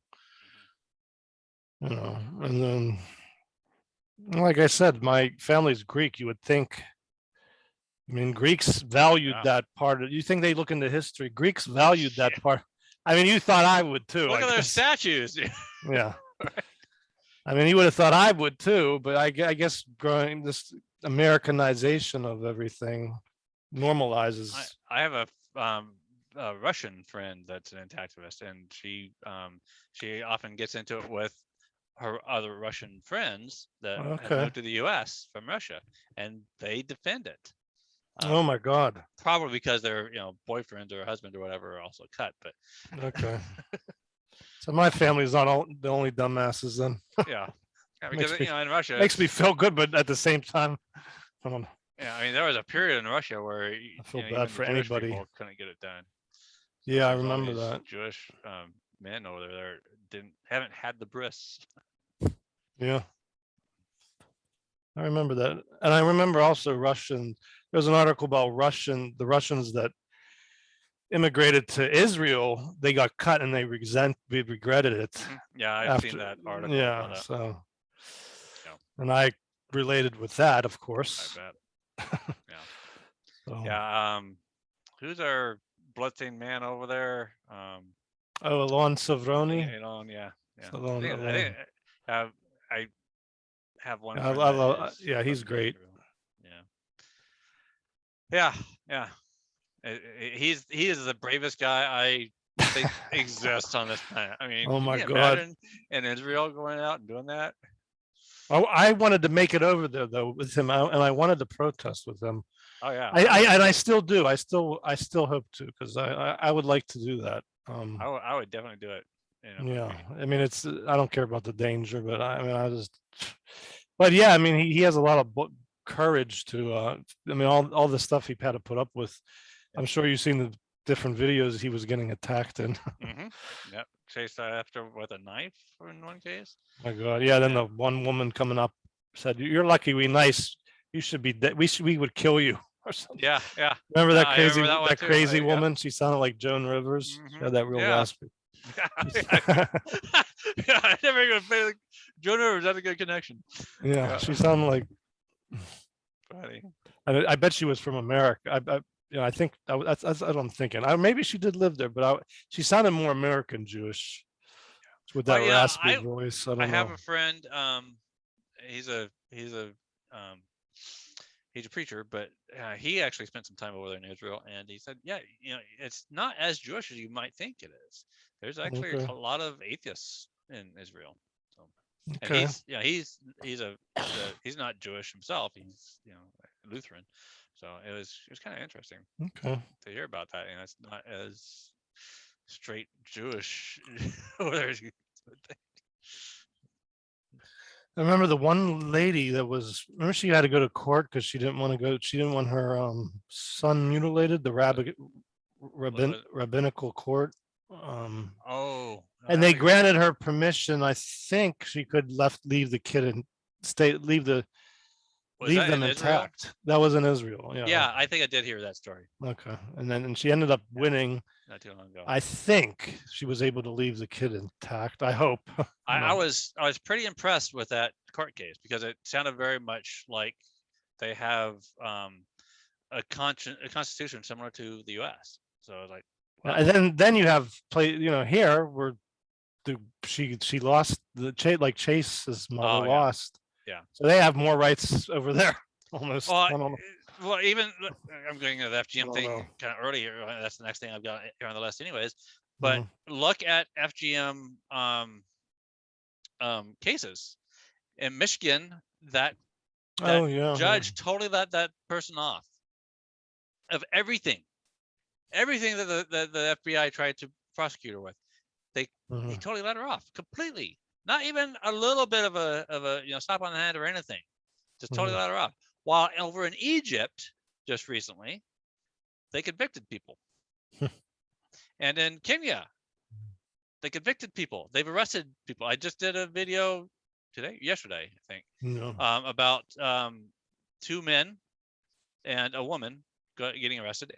But the mohel, the mutilator, is on the run, I guess. Probably went over to Uganda, the next state over where it's not illegal. So, here's these cultures where it's very much steeped in their traditions to cut females, but the government is actually doing things, actually taking full action and putting an end to it. While here in the United States, where it's widely hated to do female genital cutting, and we're just letting them off. Well, I think one of the arguments was, what they do to males is much more invasive, so that's how they got off. So, I don't. The judge. The primary the primary reason the judge let her off was states' rights. Okay, but that was one of the arguments. That was one of the arguments. I think he said that in his comments, something like that. The woman attorney said, the form of circumcision they do on males is much more. Yeah. Horrific. But do you think that Congress, that Congress paid any attention to that and decided, maybe we should, ramp this up to say that all, genital cutting, and you know what's been great this past week, because of Intersex Awareness Day, supposedly Biden said that he's basically against, forced genital surgeries. I'm like, you know what? Biden does not even realize what he's saying. Because that's what circumcision of babies are. Yeah. Including male circumcision of that fed or not? Yeah. Right. Well, is that the invisible crime again? Nobody sees that, of course. Yeah. Just like I remember seeing Rand Paul question this transgender, the Joe Biden's health state, board of health or something. She's it's a transgender. I don't know if Rachel Levine. He's talking about genital mutilation, male genital mutilation. I'm thinking to myself, well, does he realize, circumcision is a form of male genital mutilation too? Yeah. But he kept bringing it up. I'm like, meanwhile, it just gets always looked over. It's always invisible. It seems to me that people just don't see this. They don't understand it. They don't get it. It's like it's going right over their heads. It's like they're not connecting the dots and not they haven't really taken the time to really understand this whole genital when you want, genital autonomy, a lot of it's done on purpose though too. I think it's like, it's purposely left out because, I don't know, it's left out of the conversation. It's horrible. I'm just waiting to see them accidentally outlaw male circumcision. Yeah, because I think there was a bill that was proposed in Alabama that was actually written in a way that would exactly do that. Like, do you not see? Oh yeah, this? I seen that. I see. I seen looking at that bill, I'm like, okay, great, get it passed. Hurry before anyone notices. Yeah, right. I think there was an article too about that. Yeah, it was interesting. So yeah, and it just keeps on going. So it's bubbling up to the surface where people are going to see this. I think it's got it. The whole intersex and trans stuff is helping bring it up. I hope so. The awareness. So I just, men there needs to be an awakening with men, and they need to get angry. I think. I don't know. All right. The next thing is about social productivity. Now, you said that you bailed on college because you were. Oh yeah, I couldn't. I could not function after that properly to finish. I was just a mess. Yeah. I mean, I almost ended up like Alex Hardy. I mean, I say it's a miracle I'm sitting here today talking to you. It's a miracle I'm alive and I lived through this nightmare, to be honest, because I could have easily ended up like him. I still have my days, like I said, but it's I could definitely not function through college. There was no way. It just well, as men realize this more and more, I hope that the realist side of me says that it's probably gonna we definitely haven't seen the last of suicides over this, and I really hope that men see that they need to stick around and share their story. Right. Now I don't get this. I mean, you can look around on mendocomplain.com. You can look at 15 Squared. You can look at Your Whole Baby. You can look at Intact America. There's so many websites, and even a huge thick book out there. There's actually another book of their unthinkable relations. All these men that have spoken out. I can count more. I'm pretty sure I can count more men complaining about male genital mutilation than I think anyone can find of women complaining about female genital mutilation. And I know I know a lot, quite a few. And I can name off a good chunk off the top of my head, and I know there's a whole lot more out there, and there's some books about that too up there. So but they I think there was a Intact America meme. People are complaining about it, but people don't want to listen. I think that's one of the pictures or something. The memes. Yeah, well, that's part of it that people don't want to listen, but because they're victims. I think because they're male victims, they just want to gaslight them, ignore them. And the gaslighting is horrible.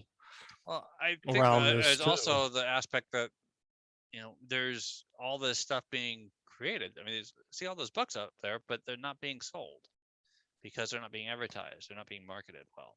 And all that we have is social media to spread the message. And luckily, I think that's a huge amount of why the awareness of this has arisen is because of social media on the internet. And for sure. I mean, some of these books were around in the 80s, but they weren't getting distributed. Right.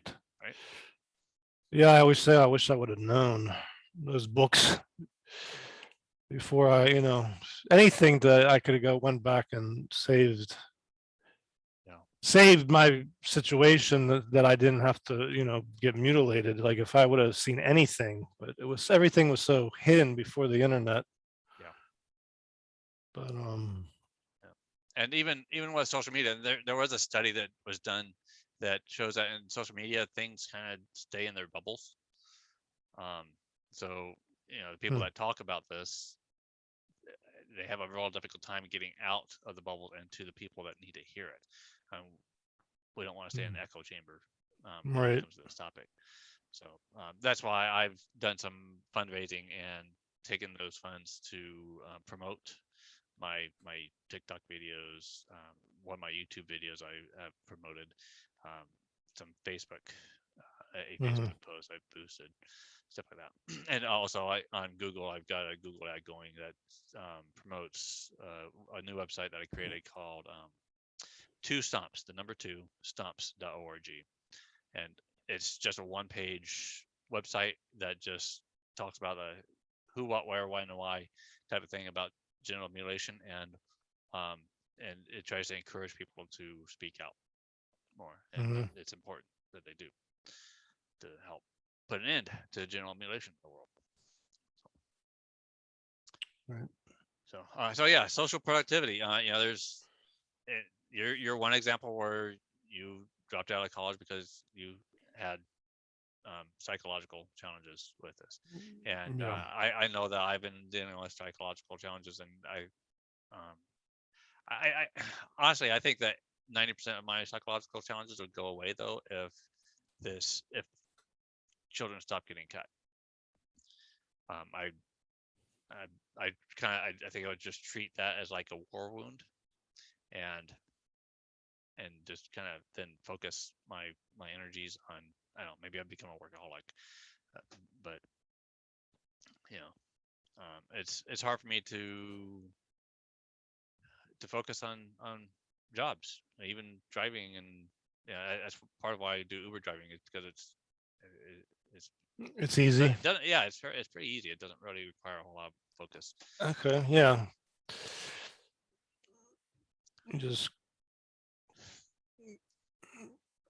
I've been doing DoorDash. Yeah. So it's kind of the same, maybe, or you're just getting, Yeah, I've done food deliveries too.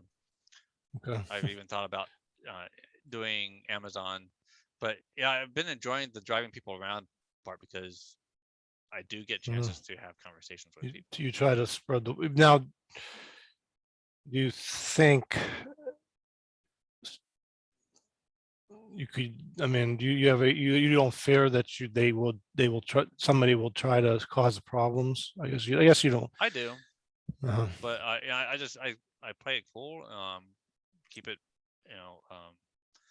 I keep my voice down. I use good language, and so I don't give them any reason to be able to give me a like 1-star or complain severely.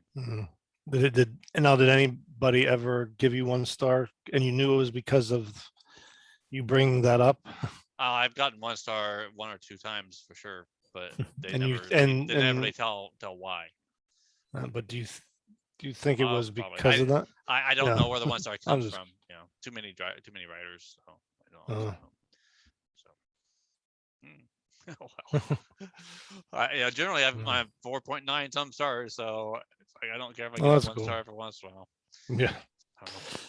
Yeah, because you can't get I think you have to get really low to what for them to actually deactivate you or something. Yeah. I've seen cases where people have gotten too many complaints about their car being dirty and they got kicked off. So. Okay. Yeah, it's kind of risky because they're Uber and Lyft are very concerned about sexual assaults and stuff like that, on their platform. I see. So if you like say too much about genitalia, it's like red flag, right? Yeah, they can twist it around to where it's like he was trying to. But then the last thing I have on the list is about forced retraction. And do you remember your Snakia breaking down and and the first time you were able to fully retract? Um, I think it was like, yeah, around 10 or 11. Okay. Yeah, I've seen numbers thrown around like they should be able to retract by age 3 or 5 or something like that. It's like, where's the should come What from? the hell? Yeah. Like, why should? Why? Yeah. Why is it important that they are able to retract? I don't. Yeah. I've That heard of sounds guys very that live with phimosis and they're okay with it. right. You know, they're fine with And not having their glands get exposed.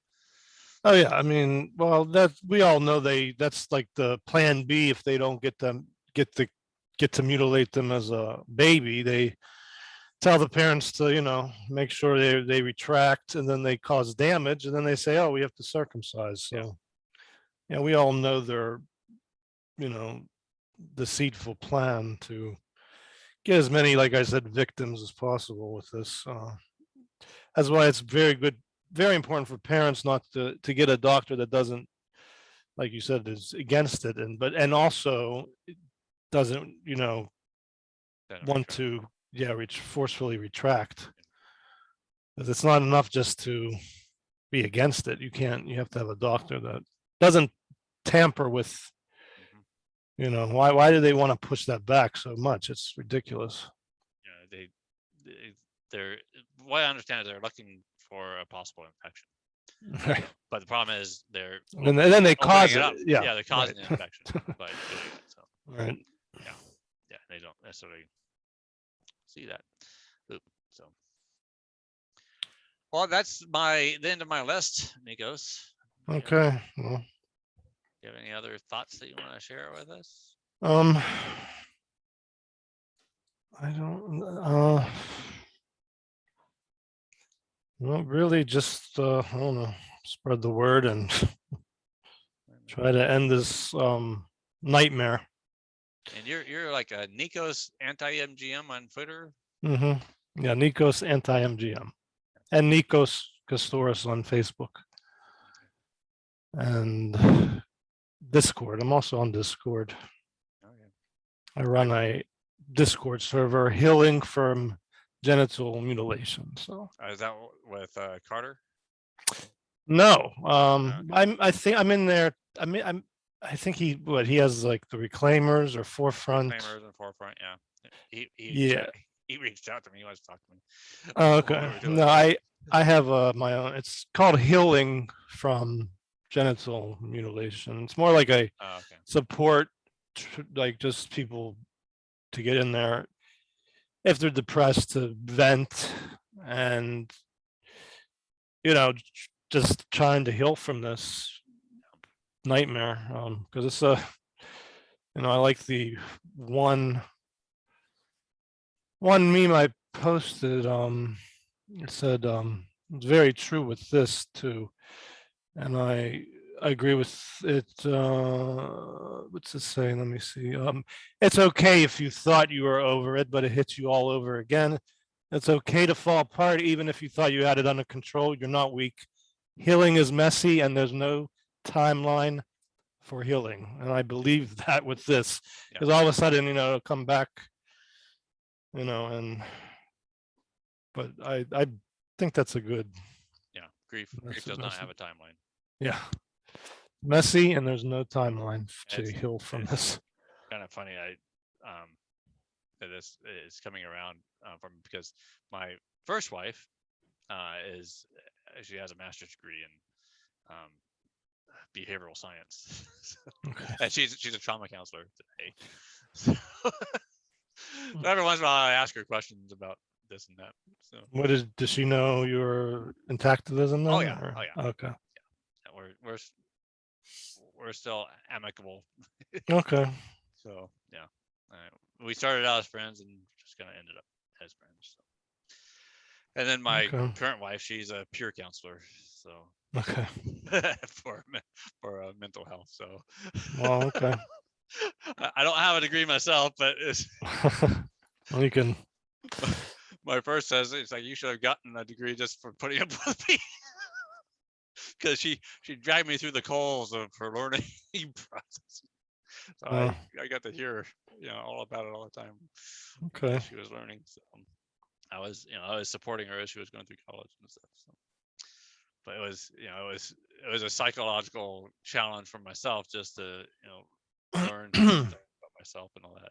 And you had kids with your first or second wife, or both? With my second, okay. Yeah. So and that's the one that had the home birth, I'm guessing, right? Yes. Yeah. Okay. My current wife, and my oldest is 16. So, yeah. Okay. Yeah, thank goodness, because if I would have had kids any sooner, yeah, the timing was right, I guess. Yeah, I think it was good that I waited until I was 35 years old. Yeah, I mean, yeah. If that's what saved your son, then that's good. Yeah. All right, Nikos, it's been a pleasure. Yeah, it was good talk, good chatting, and I'll see you in Tactivists at the protests. Yeah, hopefully I'll catch you on one sometime. Okay. All right, see you later. Take care.